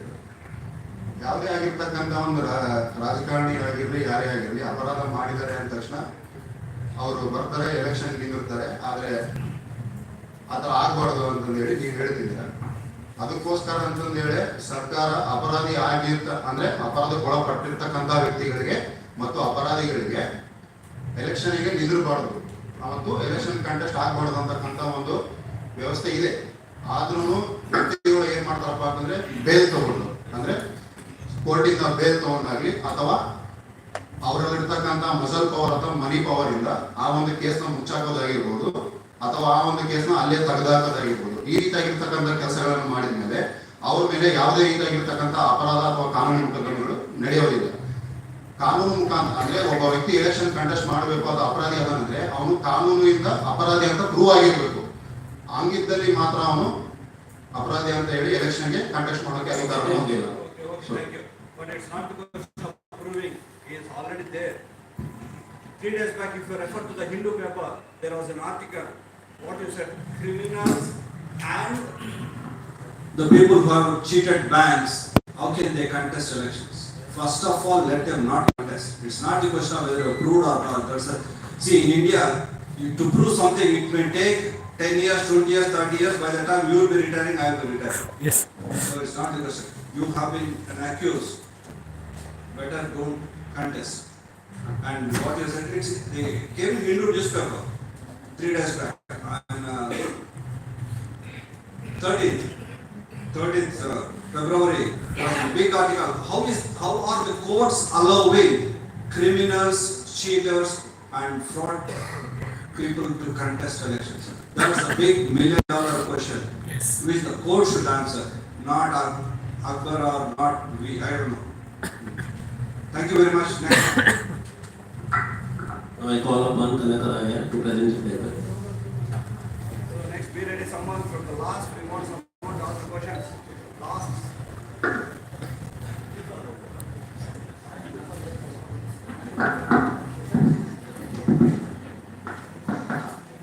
Only one girl so far. The others, what about the girls? ಎಲ್ಲರಿಗೂ ನಮಸ್ಕಾರ. Good evening all of you. I am Kanakaraya, research scholar in Mangalore University. My guide Professor Dayana Naik. My topic, talk in Kannada. ಚುನಾವಣೆ ಭಾರತದಲ್ಲಿನ ಇವರು ನಮ್ಮ ಹಳೆ student, ಓದ್ಕೊಂಡಿದ್ದಾರೆ, KCET ಕೂಡ ಮಾಡ್ಕೊಂಡಿದ್ದಾರೆ. First time ಅಲ್ಲಿ ಕ್ಲಿಯರ್ ಮಾಡಿದ್ದಾರೆ. ನಮ್ಮ ಸ್ಟೂಡೆಂಟ್ಸ್ಗೆ ಮೋಟಿವೇಶನ್ ತಗೋಬೇಕು.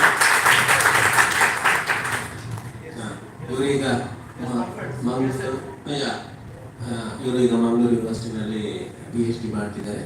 ಅವರು ನೆಟ್ JRF ಅಲ್ಲ, ಬಟ್ ಏನದು NFST ಫೆಲೋಶಿಪ್ ಅವರಿಗೆ ಬಂದಿದೆ. Equivalent to JRF, same amount.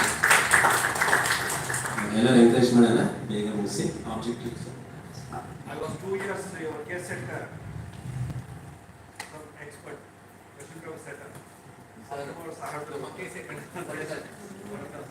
Thank you. Times I was there and thought there are some like not make it. Topic ಭಾರತದಲ್ಲಿನ ಚುನಾವಣೆ ಸುಧಾರಣೆಗಳು ಮತ್ತು ಸಮಸ್ಯೆಗಳು ಭವಿಷ್ಯದ ಮುನ್ನೋಟ ಅಂತ. ಇಲ್ಲಿವರೆಗೆ ಬೆಳಗ್ಗೆಯಿಂದ ಸಾಯಂಕಾಲ ನೋಡಿದಿರಿ ಭಾರತದಲ್ಲಿನ ಚುನಾವಣೆ ವ್ಯವಸ್ಥೆ ಏನೇನು ಆಗಿದೆ, ಏನೇನು ಆಗ್ತಾ ಇದೆ, ಇನ್ನು ಇಷ್ಟು ಇಂಪ್ರೂವ್ಮೆಂಟ್ ಆದ್ರೂ ಕೂಡ ಏನೇನು ಆಗ್ತಿಲ್ಲ ಅನ್ನೋ ಪ್ರಶ್ನೆಗಳನ್ನು ಕಾಡ್ತಾ ಇದೆ. ಬೆಳಗಿನ ನೋಡ್ಬೇಕಾದ್ರೆ ಇನ್ನೂ ಕೂಡ ಸುಧಾರಣೆ ಆಗಿದೆ. ಈಗ ಹಣದ ಬಲ, ತೋಳು ಬಲ, ಜಾತ್ಯತೀತತೆ, ಕೋಮು ಗಲಭೆಗಳು ಆಧಾರದ ಮೇಲೆ, ಜಾತಿ ಆಧಾರದ ಮೇಲೆ ರಾಜಕಾರಣಿ ವ್ಯಕ್ತಿಗಳನ್ನ ಆಯ್ಕೆ ಮಾಡ್ತಾ ಇದ್ದಾರೆ, ಅಂತವರಿಗೆ ಅವಕಾಶ ಕೊಡ್ತಾ ಇದ್ದಾರೆ. ಇನ್ನೂ ಸುಧಾರಣೆ ಆಗಿಲ್ಲ. ಇವಕ್ಕೆ ನಮಗೆ ಚುನಾವಣೆ ಸುಧಾರಣೆಯಲ್ಲಿ ಕಳಂಕ ತರುವಂತ ಅಂಶಗಳಂತ ಹೇಳಿದ್ರೆ ತಪ್ಪೇನಾಗಲಿ. ಈ ಅಂಶಗಳನ್ನ ನೋಡಿದ್ರೆ ನಾವು ಇನ್ನು ಇಂಪ್ರೂವ್ಮೆಂಟ್ ಆಗಿಲ್ಲ. ಬಟ್ ಇಂಪ್ರೂವ್ಮೆಂಟ್ ಏನಾಗಿತ್ತು ಅಂತ ನೋಡೋದಾದ್ರೆ ಆಲ್ರೆಡಿ ಸರ್ ಹೇಳಿದ್ರು UAM ಮಿಷನ್ ಬಗ್ಗೆ, ವಯೋಮಿತಿ ಏನಾಯಿತು ಅಂತ. ಇತ್ತೀಚೆಗೆ ನೋಟ ಕೂಡ ಜಾರಿಗೆ ಬಂದಿದೆ, ಪ್ಯಾಡ್ ಕೂಡ ಜಾರಿಗೆ ಬಂದಿದೆ, ಚುನಾವಣೆ ಬಾಂಡ್ ವ್ಯವಸ್ಥೆ ಕೂಡ ಬಂದಿದೆ. ಸ್ವಲ್ಪ ಇಂಪ್ರೂವ್ಮೆಂಟ್ ಆಗಿದೆ, ಆಗಿಲ್ಲ ಅಂತ ಹೇಳಿಕ್ಕಾಗಲ್ಲ, ಸ್ವಲ್ಪ ಮಟ್ಟಿಗೆ ಆಗಿದೆ. ಆಮೇಲೆ ಇಷ್ಟೆಲ್ಲ ಆದ್ರೂ ಕೂಡ ಇನ್ನು ಇಂಪ್ರೂವ್ಮೆಂಟ್ ಏನಾಗಬೇಕು ಅನ್ನೋದ್ರ ಬಗ್ಗೆ ನಾನು ತುಂಬಾ ಡಿಸ್ಕಸ್ ಮಾಡ್ಬೇಕಂತ ಅನ್ಕೊಂಡು ನಾನು ಡೈರೆಕ್ಟ್ ಇಲ್ಲಿಗೆ ಬರ್ತಾ ಇದ್ದೀನಿ. ಆಲ್ರೆಡಿ ಹೇಳಿದ್ರು ಕ್ರಿಮಿನಲ್ ಕೇಸ್ ಇರೋರು ಚುನಾವಣೆಗೆ ನಿಲ್ಬಾರ್ದು. ನಮ್ಮ ಸರ್ಕಾರ ನೌಕರಿ ತಗೋಬೇಕಾದ್ರೆ ಕಾನೂನು ಒಂಥರ ಇದೆ, ರಾಜಕೀಯ ವ್ಯಕ್ತಿ ಒಂಥರ ಇದೆ. ಅದು ಕಿತ್ತುಪಟ್ರೆ ಮಾತ್ರ ಭಾರತ ಚುನಾವಣೆ ಸಾಧ್ಯ. ಇದು ನನ್ನ ವೈಯಕ್ತಿಕ ಅಭಿಪ್ರಾಯ. ಹಂಗಾಗಿ ನಾನು ಆಸೆನ್ಸ್ ಅನ್ನು ಬರೆದಿದ್ದೆ. ನಾನು ಕ್ರಿಮಿನಲ್ ಹಿನ್ನೆಲೆ ಹೊಂದಿರುವ ವ್ಯಕ್ತಿಗಳು ರಾಜಕೀಯ ಪ್ರವೇಶಕ್ಕೆ ತಡೆಗಟ್ಟುವ ಅಗತ್ಯ ಇದೆ. ಅದು ಸೂಕ್ತವಾದ ಕಾನೂನು ಬಂದಾಗ ಮಾತ್ರ ಇಂಪ್ಲಿಮೆಂಟ್ ಆಗುತ್ತೆ. ಒಂದು. ನೆಕ್ಸ್ಟ್, ಹಣದ ವೆಚ್ಚದ ದೃಷ್ಟಿಕೋನದಲ್ಲಿ ನೋಡಿದ್ರೆ ಚುನಾವಣೆ ತುಂಬಾ ದುಬಾರಿ ಆಗಿದೆ. ಚುನಾವಣೆ ಏನಾಗಿದೆ, ತುಂಬಾ ದುಬಾರಿ ಆಗಿದೆ. ಅಕ್ಷರಶಃ ಅದು ನಿಜ ಆಗಿದೆ. ಯಾಕಂತಂದ್ರೆ ಒಂದು ಮಹಾಚುನಾವಣೆ ನಡೀಬೇಕಾದ್ರೆ ತುಂಬಾ ದುಡ್ಡು ಖರ್ಚು ಮಾಡ್ತಾರೆ. ಆ ದುಡ್ಡಲ್ಲಿ ಒಂದು ಸ್ಟೇಟ್ ಅನ್ನು ಇಂಪ್ರೂವ್ಮೆಂಟ್ ಮಾಡಬಹುದು. ಇದು ಸುಧಾರಣೆ ಮಾಡ್ಬೇಕನ್ನೋದು ಒಂದು ಅಂಶ. ನೆಕ್ಸ್ಟ್, ಚುನಾವಣೆ ಸಂದರ್ಭದಲ್ಲಿ ಏನ್ ಮಾಡ್ತಾರೆ, ಮತದಾರ ಸೆಳೆಗೋಸ್ಕರ ಏನ್ ಮಾಡ್ತಾರೆ, ಕೋಟಿಗಟ್ಟಲೆ ದುಡ್ಡು ಹಂಚ್ತಾರೆ, ಆಹಾರ ಪದಾರ್ಥಗಳನ್ನು ಕೊಡ್ತಾರೆ, ಆತರ ಮಾದಕ ವಸ್ತುಗಳನ್ನು ಕೊಡ್ತಾರೆ. ಏನ್ ಕೊಡ್ತಾರೆ ಅಂದ್ರೆ ನಮ್ಮ ರಾಜಕೀಯ ಪಕ್ಷ ಚುನಾವಣೆಯಲ್ಲಿ ಬರ್ಬೇಕನ್ನೋ ದೃಷ್ಟಿಕೋನಗಳಿಂದ ಜನರು ಏನ್ ಮಾಡ್ತಾರೆ ಅಂತಂದ್ರೆ ಸೆಳೆಲಿಕ್ಕೋಸ್ಕರ ಇಷ್ಟೆಲ್ಲ ರಾಜಕೀಯ ವ್ಯಕ್ತಿಗಳು ಮಾಡ್ತಾರೆ.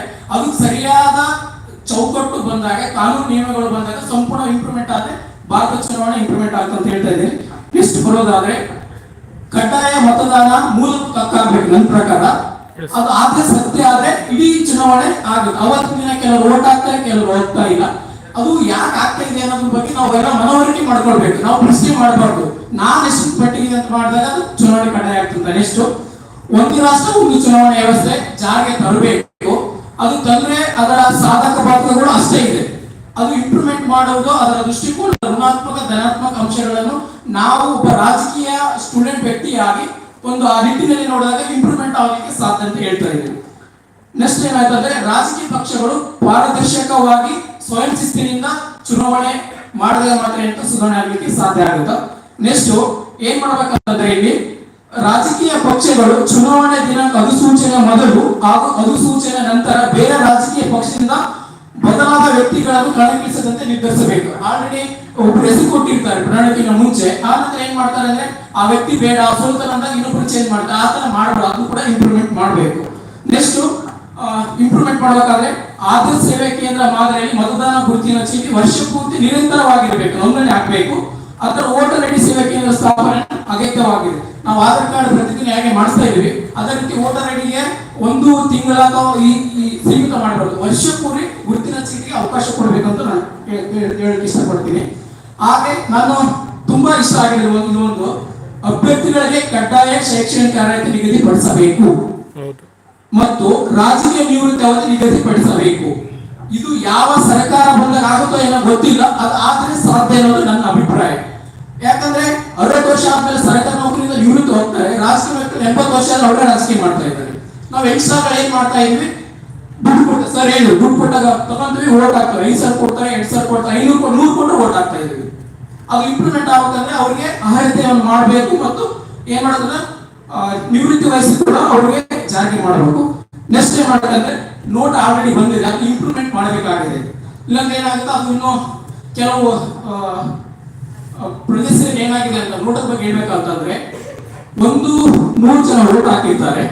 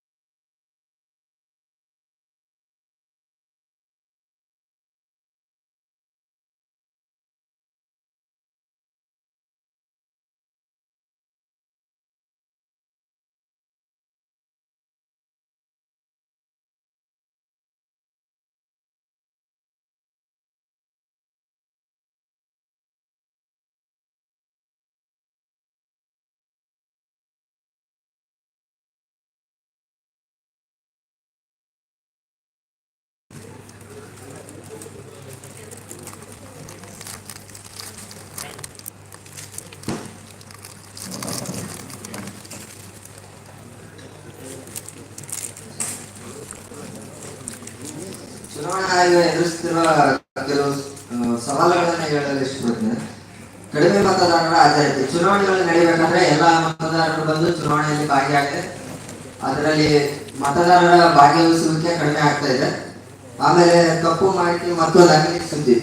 ಚುನಾವಣೆಗಳಲ್ಲಿ ನಕಲಿ ಮತದಾನವನ್ನು ನಡೆಯುವುದನ್ನು ಸಹ ನೋಡಬಹುದು. ಇದು ಪ್ರಮುಖವಾಗಿ ಚುನಾವಣಾ ಆಯೋಗ ಎದುರಿಸುತ್ತಿರುವ ಸಮಸ್ಯೆ ಆಗಿದೆ. ಹಣದ ಮತ್ತು ಭೌತಿಕ ಬಲದ ಪ್ರಭಾವ. ಈಗ ದುಡ್ಡು ಇರ್ತಕ್ಕಂಥವ್ರು ಚುನಾವಣೆಯಲ್ಲಿ ವೋಟರ್ಸ್ನ ಕೊಂಡ್ಕೊಳ್ಳೋದು ಇದೆಲ್ಲ ಸರ್ವೇ ಸಾಮಾನ್ಯವಾಗಿದೆ. ಮತದಾರರ ಹಿಂಸರಿತ ಮತ್ತು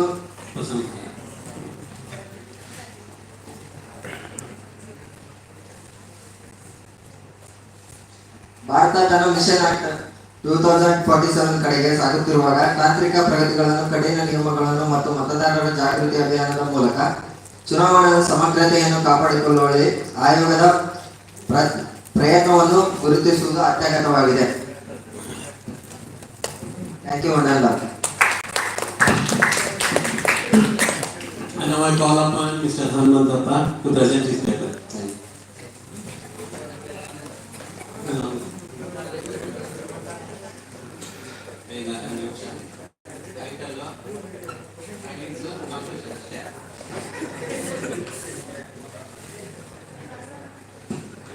ಎಲ್ಲರಿಗೂ ಸಂಜೆಯ ಶುಭೋದಯಗಳು. ನನ್ನ ಶುಭೋದಯ ಜೀವನ ಅಂತ ನನ್ನ ಟಾಪಿಕ್ ಜಾತ್ಯತೀತ ಮುಕ್ತ ರಾಜಕೀಯ. ಜಾತ್ಯತೀತ ಮುಕ್ತ ರಾಜಕೀಯ ಜಾತಿ, ಧರ್ಮ ಮತ್ತು ಸಮುದಾಯದ ಆಧಾರದಲ್ಲಿ ರಾಜಕೀಯ ನಿರ್ಣಯಗಳನ್ನು ತೆಗೆದುಕೊಳ್ಳಲು ಸರ್ವತೋಮುಖ ಹಿತದೃಷ್ಟಿಯಿಂದ ಆಡಳಿತವನ್ನು ನಡೆಸುವ ವಿಧಾನ. ಇದು ಜನತೆಯ ಸಮಾನತೆ, ನ್ಯಾಯ ಮತ್ತು ಸಮತೋಲಿತ ಆಧಾರದಲ್ಲಿ ರಾಜಕೀಯ ವ್ಯವಸ್ಥೆಯನ್ನು ರೂಪಿಸಲು ಮತ್ತು ನಿರ್ವಹಿಸಲು ಸಹಾಯ ಮಾಡುತ್ತದೆ. ಈಗ ಏನಾಗ್ಬಿಟ್ರೆ ಜಾತಿಯ ರಾಜಕೀಯ ಅಂದ್ರೆ ಈಗ ಅದನ್ನು ಕಿತ್ತಾಕಲು ಯಾವಾಗಲೂ ಸಾಧ್ಯ ಆಗದೆ ಇರ್ತಕ್ಕಂಥ ವಿಷಯವಾಗಿದೆ. ಯಾಕಂದ್ರೆ ರಾಜಕೀಯ ನಮ್ಮ ಹುಟ್ಟಿನಿಂದಲೇ ಬಂದಿರುತ್ತಂಥದ್ದು ಇದು ಜಾತಿ ವ್ಯವಸ್ಥೆ. ಈಗ ಐತಿಹಾಸಿಕವಾಗಿರ್ಬೋದು, ಈ ಪ್ರೆಸೆಂಟ್ ಅಲ್ಲೂ ಸಹ ಜಾತಿಯ ಘಟನೆ ನಡೆದಂತ ಹೋಗ್ತಿರುವಂತ ವಿಷಯವಾಗಿದೆ.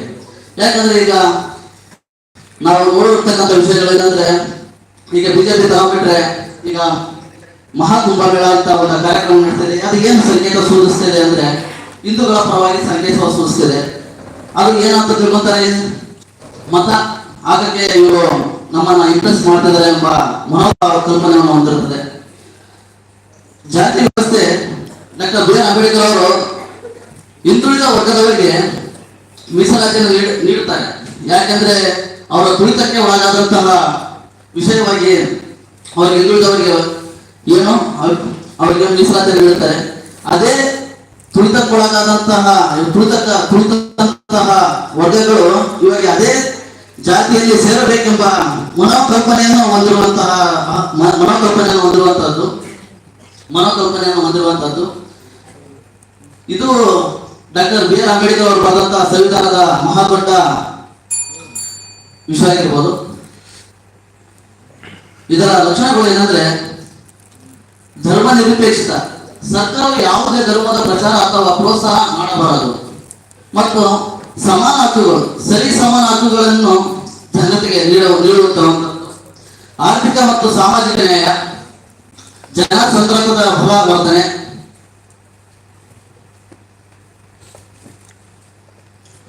ಜಾತಿ ಮತ್ತು ರಾಜಕೀಯದ ಅಗತ್ಯ, ಸಮಾನತೆ ಮತ್ತು ಬಾಂಧವ್ಯದ ದೃಷ್ಟಿ, ಸಮಗ್ರ ಅಭಿವೃದ್ಧಿ, ಪ್ರಜಾಪ್ರಭುತ್ವ ಮತ್ತು ನೈತಿಕ ಕಾಪಾಡುವಿಕೆ, ಉಪಸಂಹಾರ, ನೀತಿ ಸತ್ಯವಾಗಿ ಜಾರಿಯಾಗಬೇಕು, ಮತದಾರರು ಜಾಗೃತರಾಗಬೇಕು ಮತ್ತು ರಾಜಕೀಯ ಪಕ್ಷಗಳು ನೈತಿಕವಾಗಿ ನಡೆಯಬೇಕು. ಅದಷ್ಟೇ ಅಲ್ಲ, ಜಾತಿಯ ಮುಕ್ತ ರಾಜಕೀಯ ಸಾಧ್ಯವಾಗುತ್ತದೆ. Thank you. Nice presentation. Thank you. Now I call upon Thippeswamy H to present her paper. Title: Analysis and Conclusion of her.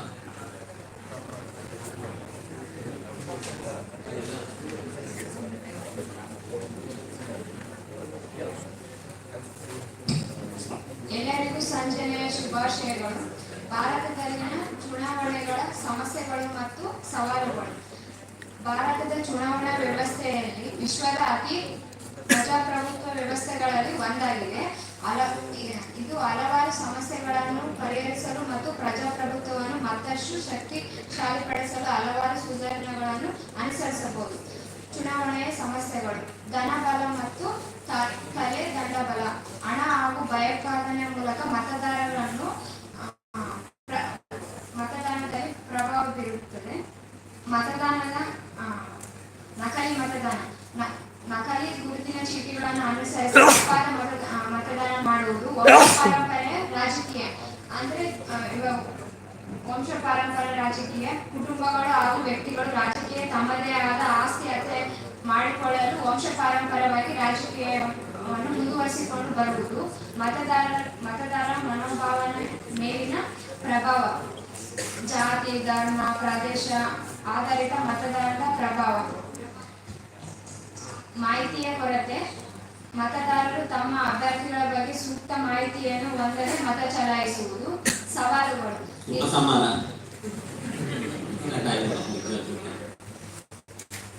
ಮತದಾರರ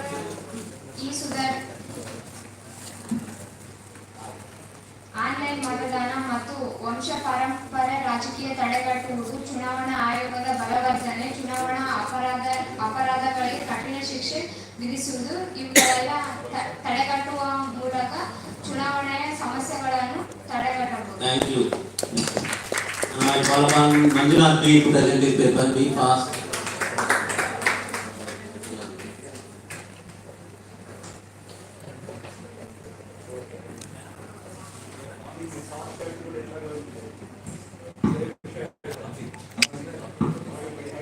Good evening everyone. Myself Manjunath P. ನನ್ನ ಟಾಪಿಕ್ ಹೆಸರು ಬಂದ್ಬಿಟ್ಟು ಸಾಮಾಜಿಕ ಸಮಸ್ಯೆಗಳು ಮತ್ತು ಅವುಗಳ ಅಭಿವೃದ್ಧಿ.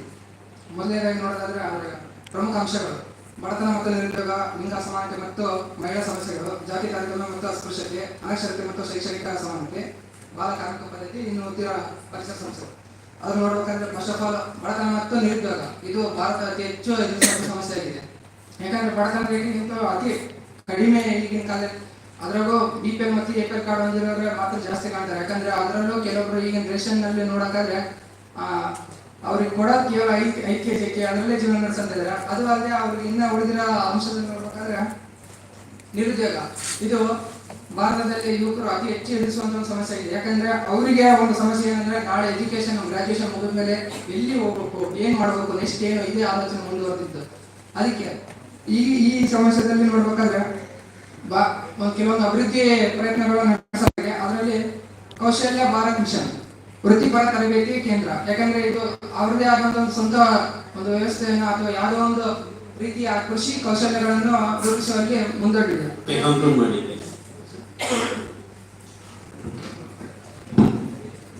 ಉಪಸಂಹಾರ ಭಾರತದಲ್ಲಿ ಸಾಮಾಜಿಕ ಸಮಸ್ಯೆಗಳು ಮುಂದುವರೆದು ಅದರ ಸರ್ಕಾರಿ ಉಪಕ್ರಮಗಳು ಹಾಗೂ ಕಾನೂನು ಸುಧಾರಣೆ ಮತ್ತು ಸಾಮಾಜಿಕ ಸಮಸ್ಯೆಗಳಲ್ಲಿ ಮುಂದುವರೆದಿದ್ದು ಹಾಗೂ ಸಮಗ್ರ ಭಾರತ ಸುಸ್ಥಿರ ಅಭಿವೃದ್ಧಿಯಲ್ಲಿ ಸುಧಾರಿಸಲು ಶಿಕ್ಷಣ, ಉದ್ಯೋಗ, ಆರೋಗ್ಯ ರಕ್ಷಣೆ ಮತ್ತು ಪರಿಸರ ಸಂರಕ್ಷಣೆ ಹೆಚ್ಚಿನ ಪ್ರಯತ್ನಗಳ ಅಗತ್ಯವಿದೆ. Thank you.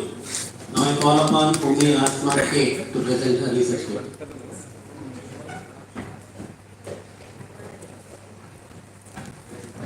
ಸರ್ ಇದು ಕ್ಲಿಕ್ ಮಾಡಿದ್ರೆ ಎಲ್ಲ ಬರುತ್ತಲ್ಲ ಇದು.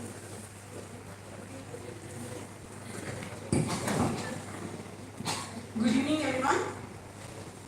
I am Umi Asma. I am a political science, Department of Political Science, Vijayanagara Sri Krishna University, Bellary. I am here to present problems of Election Commissions of India. Election Commission is a permanent and an independent body established by the Constitutions of India directly to ensure free and fair elections in the country, established in 1950 under the Article 324 of the Indian Constitution. Main, the problems of election commissions in India, like money power, muscle power and violence, criminalizations of politics, casteism and communism, lack of moral values in politics, lack of transparencies in political funding, political influence and lack of independence, electoral reform funding. Go to suggestions and conclude.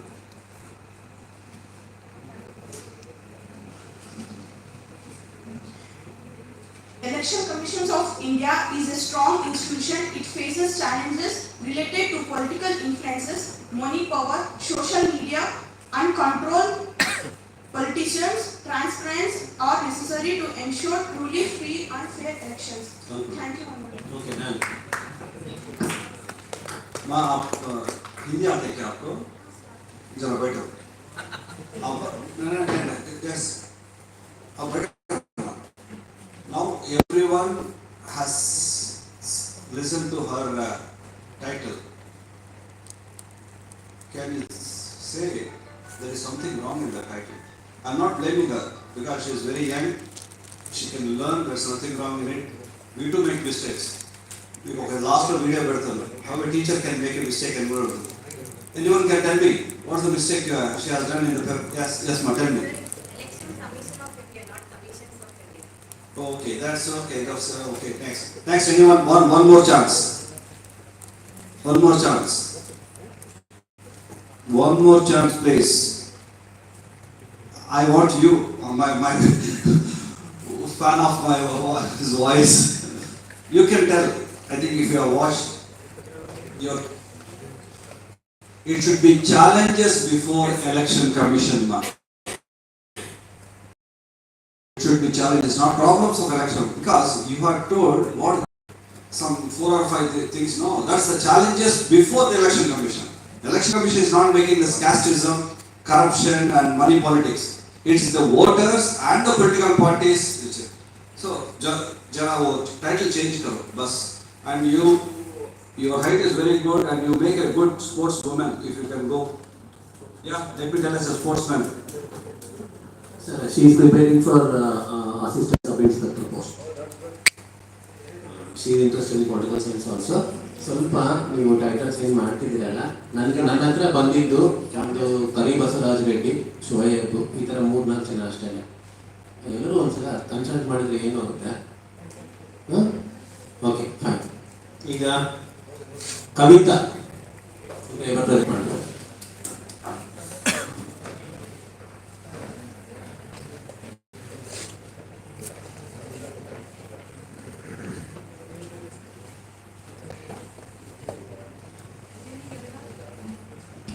Good evening everyone, myself Kavita. My topic is access to justice. Viksit Bharat ನ್ಯಾಯಕ್ಕೆ ಪ್ರವೇಶ. 2047 ವೇಳೆಗೆ ಭಾರತವು ವಿಕಸಿತ ಭಾರತವಾಗಲು ನ್ಯಾಯದ ಪ್ರವೇಶವು ನಿರ್ಣಾಯಕ ಸ್ತಂಭವಾಗಿದೆ.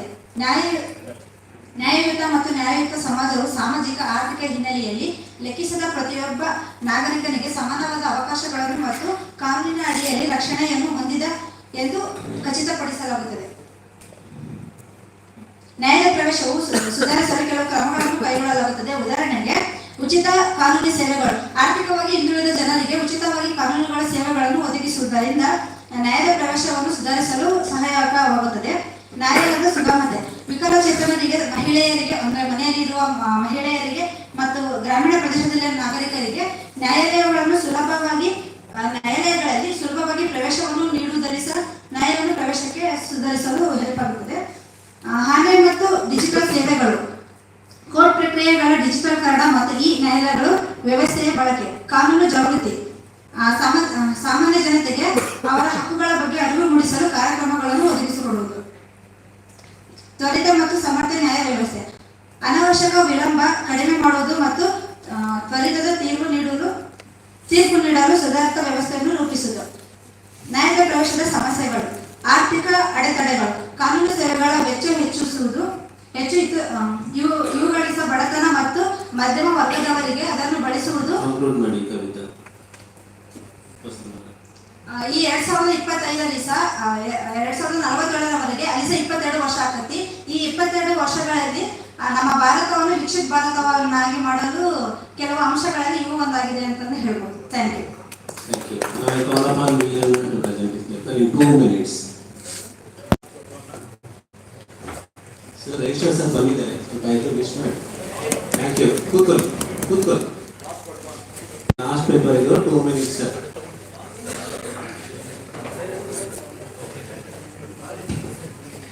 Good evening everyone.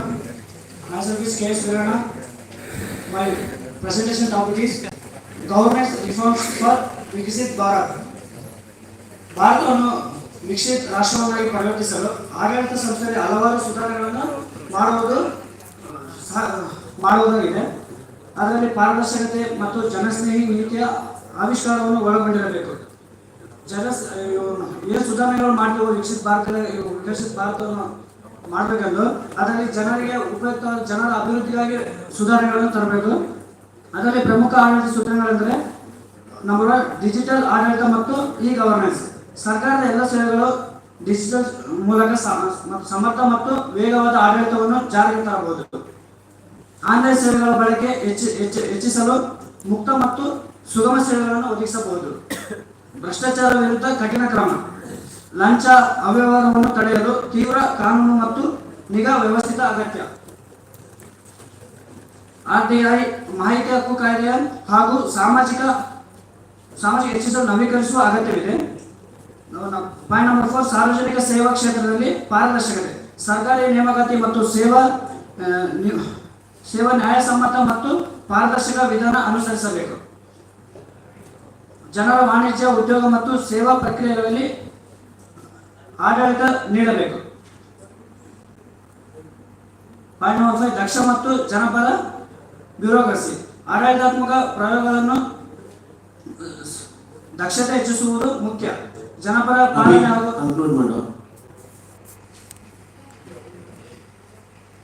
ಒಟ್ಟಾರೆ ಹೇಳುವುದಾದರೆ ಆಡಳಿತ ಸುಧಾರಣೆಗಳು ವಿಕಸಿತ ಭಾರತ ನಿರ್ಮಾಣಕ್ಕೆ ಮುಖ್ಯವಾದ ಅಂಶ. ಪಾರದರ್ಶಕತೆ, ದಕ್ಷತೆ ಮತ್ತು ಜನಪರ ಸೇವೆಗಳ ಸುಧಾರಣೆ ದೇಶದ ಪ್ರಗತಿ ಮಹತ್ವವಾಗಿದೆ. ಸರ್ಕಾರ ಮತ್ತು ನಾಗರಿಕ ಒಟ್ಟಾಗಿ ಈ ಬದಲಾವಣೆಗಳನ್ನು ಜಾರಿಗೆ ತಂದರೆ ಭಾರತವನ್ನು ವಿಕಸಿತ ರಾಷ್ಟ್ರವನ್ನಾಗಿ ಪರಿವರ್ತಿಸುವುದು ಸಾಧ್ಯ ಎಂದು ಹೇಳಿ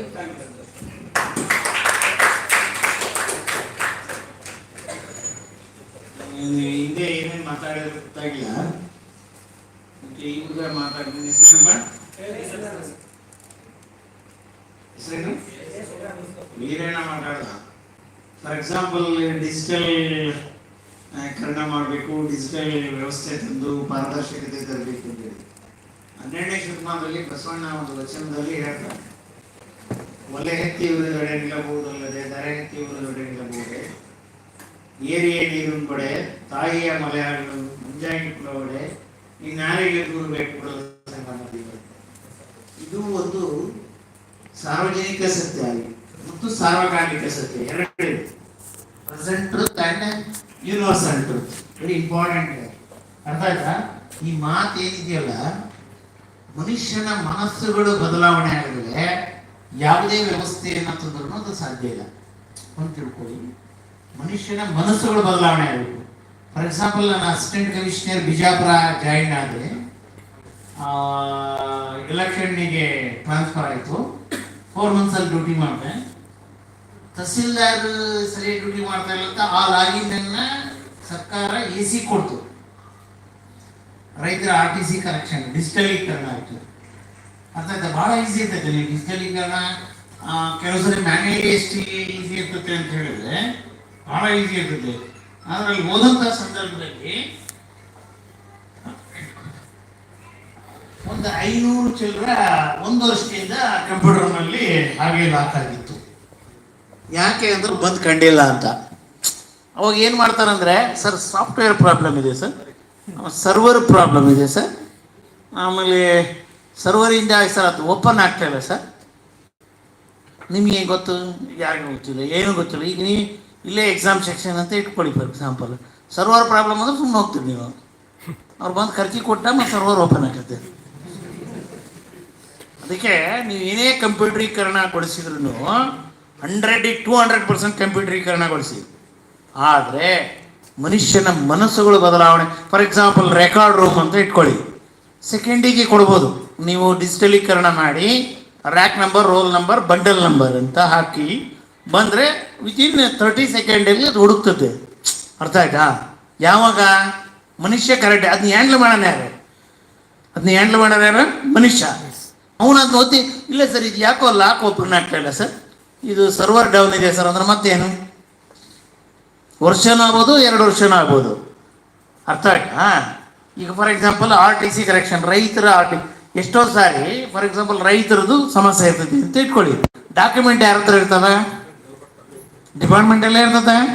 ಈಗ RTC ಕರೆಕ್ಷನ್ ರುದ್ರಪ್ಪ ಹೋಗಿ ಭದ್ರಪ್ಪ ಆಯಿತು ಅಂತ ಇಟ್ಕೊಳ್ಳಿ, ಇಷ್ಟೇ. ಅದೊಂದು ಕರೆಕ್ಷನ್ ಆಗಬೇಕು. ನೀವು 1973 ಇಸ್ವಿ ಪಾಣಿ ತೊಗೊಂಬನ್ನಿ, ಆಮೇಲೆ 80 ತೊಗೊಂಬನ್ನಿ, 90 ತೊಗೊಂಬನ್ನಿ, 2010 ಇದಕ್ಕೆ ಮ್ಯುಟೇಷನ್ ತೊಗೊಂಬನ್ನಿ. ನಿಮ್ಮ ಕಡೆ ಡಾನು ಅಂತಾರೆ, ಅದನ್ನ ಉತ್ತರ ಕರ್ನಾಟಕದಲ್ಲಿ ಡಾ ಅಂತಾರೆ. ತೊಗೊಂಬನ್ನಿ ಅಂದರೆ ಅವ್ನು ಏನು ಮಾಡ್ತಾನೋ ಸುತ್ತೋಗ್ಬಿಡ್ತಾನೆ.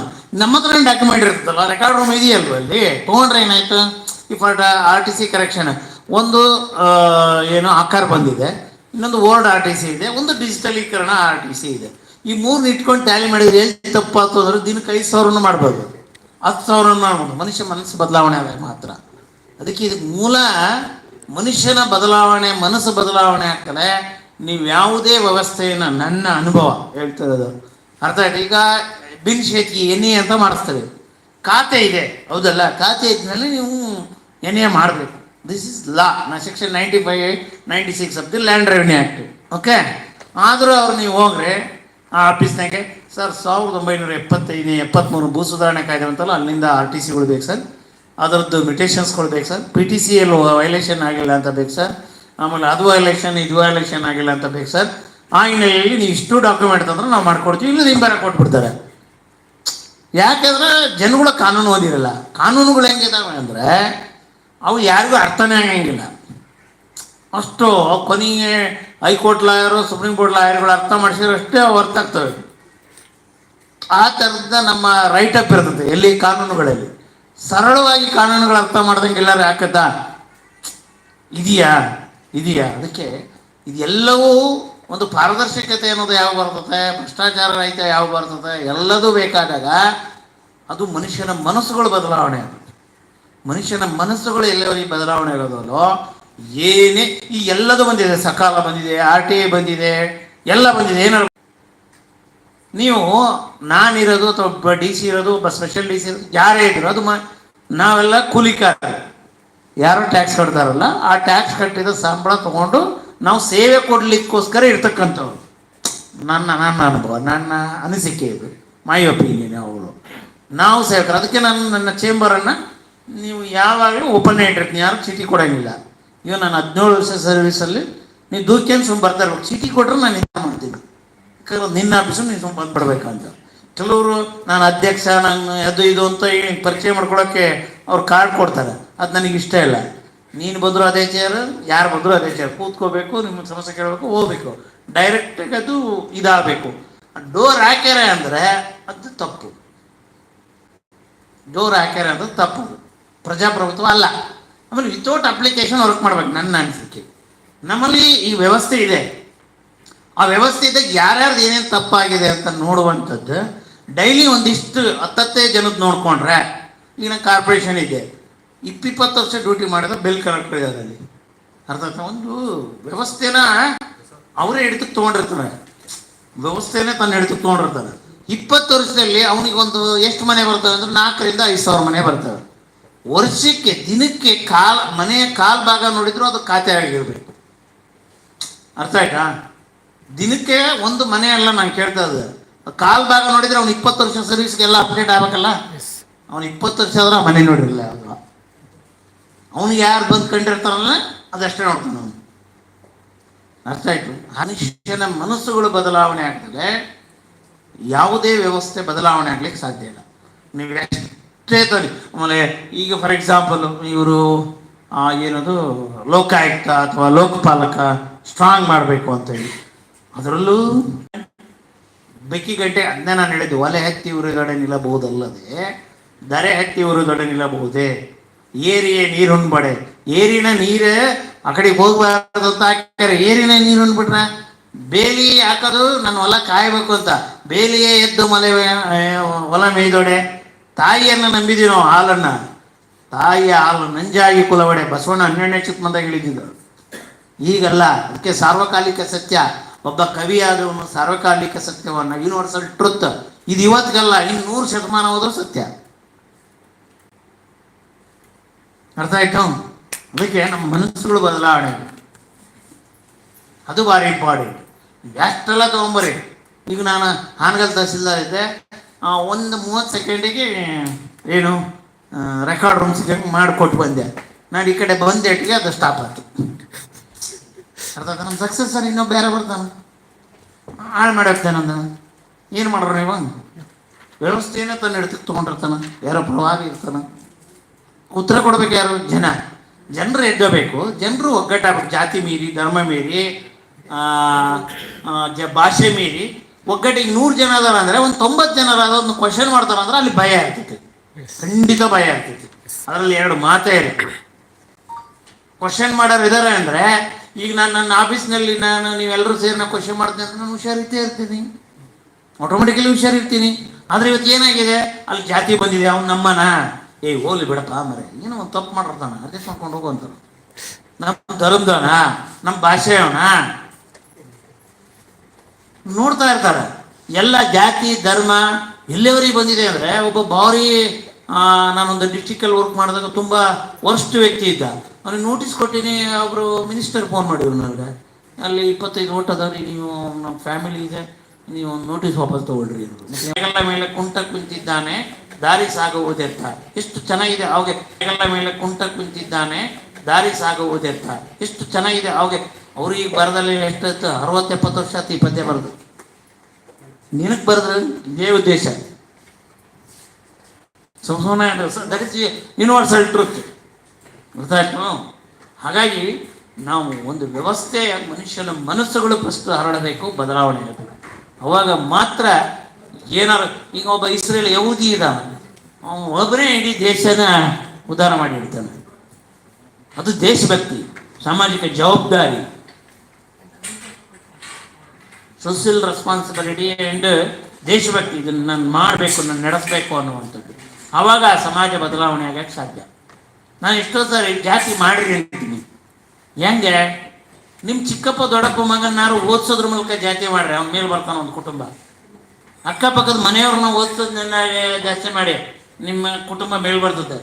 ಬಟ್ ನಾವು ಒಂದು ಅಪಾಯಿಂಟ್ ಆದ ಇಟ್ಟಿಗೆನೆ ಲೈಫ್ ಬಾಯ್ ಸೋಪು ಅದು ಇಟ್ಟಿಗೆ ಕನ್ವರ್ಟ್ ಆಗ್ಬಿಡ್ತದೆ. ಅರ್ಥ ಆಯ್ತು ನನ್ನ ಮೀನಿಂಗ್? ಲೈಫ್ ಬಾಯ್ ಸೋಪು ಎಲ್ಲರೂ ಸೇರಿ ಕುಟುಂಬದಲ್ಲಿ ಹಚ್ಕೊಳ್ತಾ ಇರ್ತೀವಿ, ಒಂದೇ ಸೋಪಲ್ಲಿ ಎಲ್ಲರೂ ಸ್ನಾನ ಮಾಡ್ತಾ ಇರ್ತೀವಿ. ಆದರೆ ನಾನು ಮೇಲಕ್ಕೆ ಆರ್ಥಿಕವಾಗಿ ಮೇಲಕ್ಕೆ ಬಂದೇಟ್ಗೆನೆ ಲೈಫ್ ಬಾಯ್ ಸೋಪ ಅದು ಇಟ್ಟಿಗೆ ಎಂಡಿ ಇರ್ಬೇಕು, ತೆಗಿಲ್ಲ.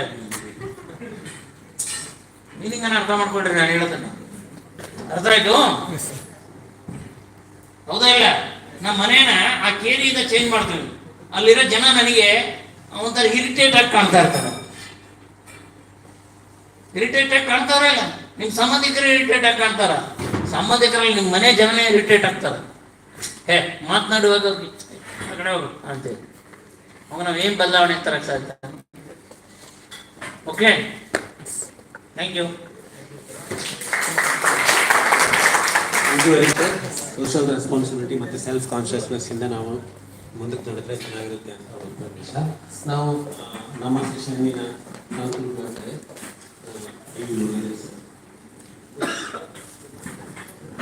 So thank you, Sri S.N.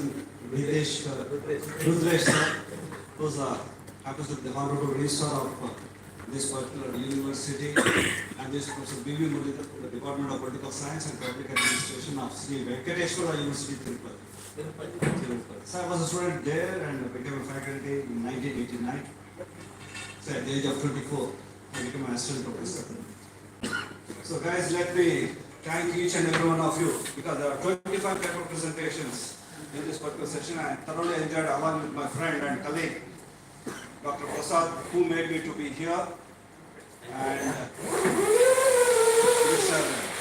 Vijay, and the other person who is sitting here, and all of you.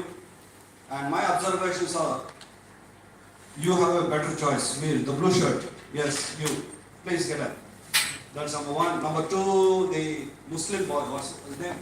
Shoaib. You too have a good choice. And Neil, Asma. Only thing is you have to change your title. And the girl sitting next to you, you have a very good, yes. As far as the discussions are concerned, you can still improve on. And I'm very happy that, yes, and the rest, he is there. Okay, so as far as, yeah, he is the one. This one, the first one. Virendra, okay. Yeah.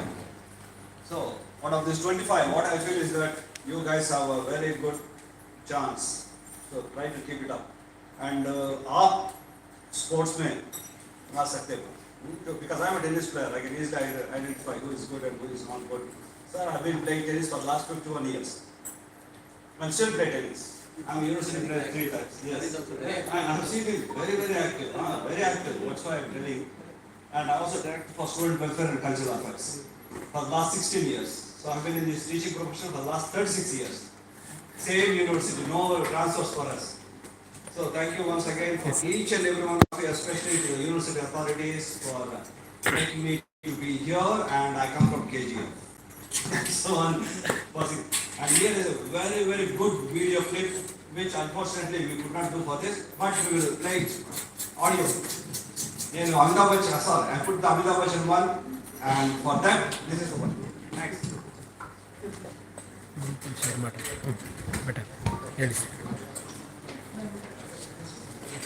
Let them hear the audio first. I didn't ask the question on purpose because I want you to learn something important. You all witnessed I wrote the correct equation 9 times, but nobody congratulated me on that, did you? But as soon as I made a mistake, you laughed and criticised me. Why do you think that is? Maybe it's because you're supposed to be smarter than us? Yeah, and it's funny. I may be in a position of authority. That doesn't make me perfect or smarter than you. I'm a teacher, but I'm also a human being who makes mistakes. The point of this exercise today is to teach a very important lesson. You will soon discover the world is quick to criticise and find fault, and much slower to praise and find the positive. You'll all experience criticism in your time life. Those who are lucky enough to succeed or become quote unquote successful will likely experience more criticism than the rest, because you'll find that one thing people love more than pointing out another's mistakes is when they can do it to someone who's achieved more than them. However, the person who criticises others is only revealing the lack within themselves. Those who are happy within themselves need not point out the faults in others. So the 3 things I want you to remember from today's little exercise is: first, try to notice the good in others. If someone makes a mistake, try to let them know in a kind way. Praise, not let you blame. The second is when, not if, but when you're criticised, remember the good in you. Remember your great qualities. Remember you're worthy and capable of great things. And finally, remember, criticism is something that you can avoid easily by saying nothing, doing nothing, and being nothing. So dream big. Get out there, live your life. See how far you can push the limits. Don't fear criticism, but know when it comes, it's the result of your success, not your failures.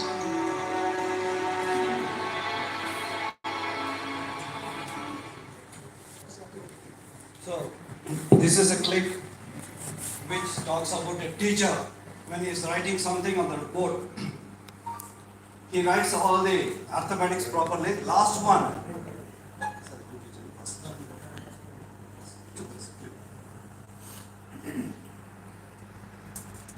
9 into 9, 81, 9 into 8, 72. 9 into 10, he writes 91.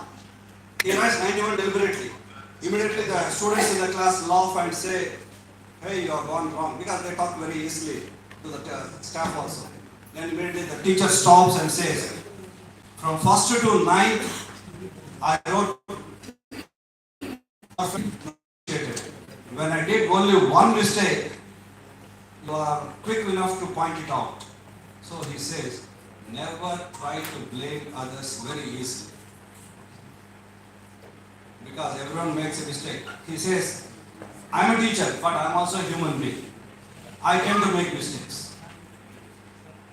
So he gives 3 things which should be very carefully followed by everyone before we find mistakes in others or criticize others. This is the gist of the video, and I felt that it's the right time for me to learn also along with you. Thank you very much.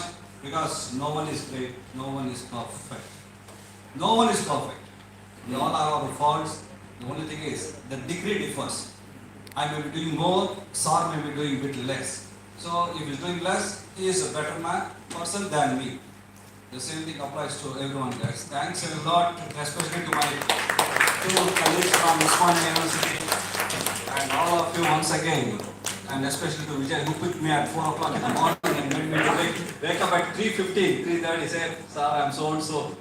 I'm just coming to pick you up from the railway station." That's good, guys. Thank you very much. Let's have a group pic with our honorable. And before that, we have a small token of respect. We have to honor you. And at this event, we have our registrars, SL Register, and our chairman, Department of Political Science, Mr. B. Vijay Kumar sir.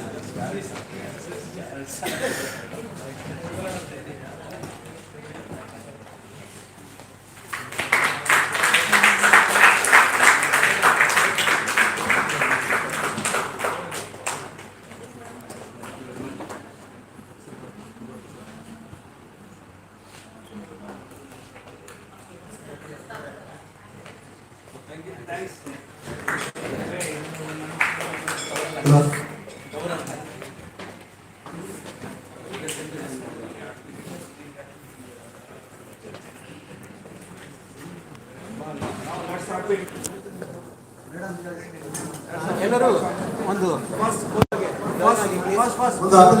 Students can wait first let them the elders come 10 ನಿಮಿಷ time ಆದ್ಮೇಲೆ ತಗೊಳ್ಗೊಮ್ಮೆ ಒಂದು ಕಲಾ ಪ್ರದರ್ಶನ ಇರ್ತದೆ, ಎಲ್ಲರೂ ನೋಡಬೇಕು.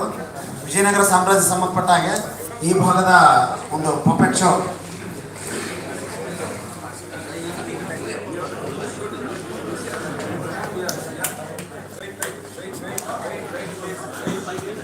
Let all the senior paper presenters come first. Then we can go for the students. Okay? And some of you can come up, some of you can come up. This is how things should end.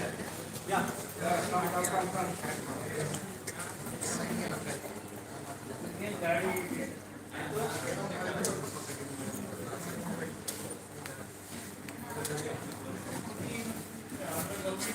Yes, sir. State university. 60-some years old. Students study. They also ready for science. Camera ಕೊಡ್ರಿ. ಇದರ ಏನು live YouTube live ಬರ್ರಿ.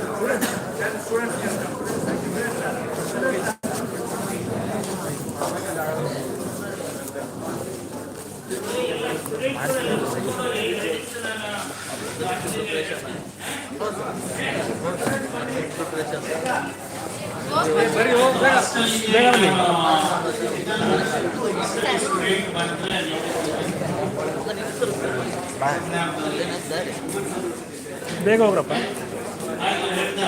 ಯಾರು first year ಓದಿದ್ರಿ, second year ಓದಿದ್ರಿ, hostel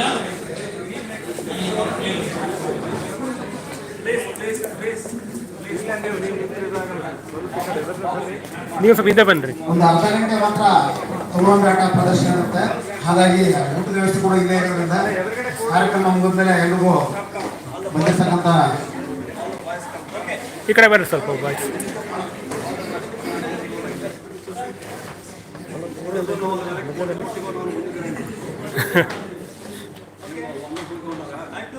yes sir.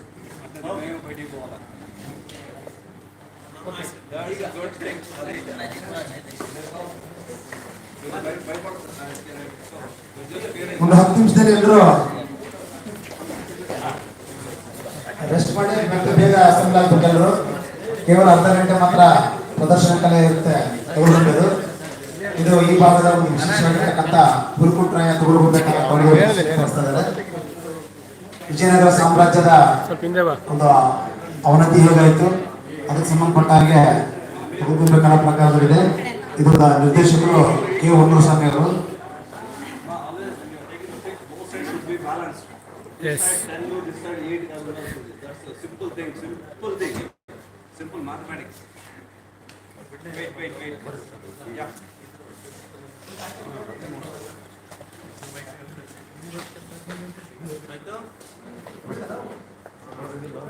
Keep sharing my pics.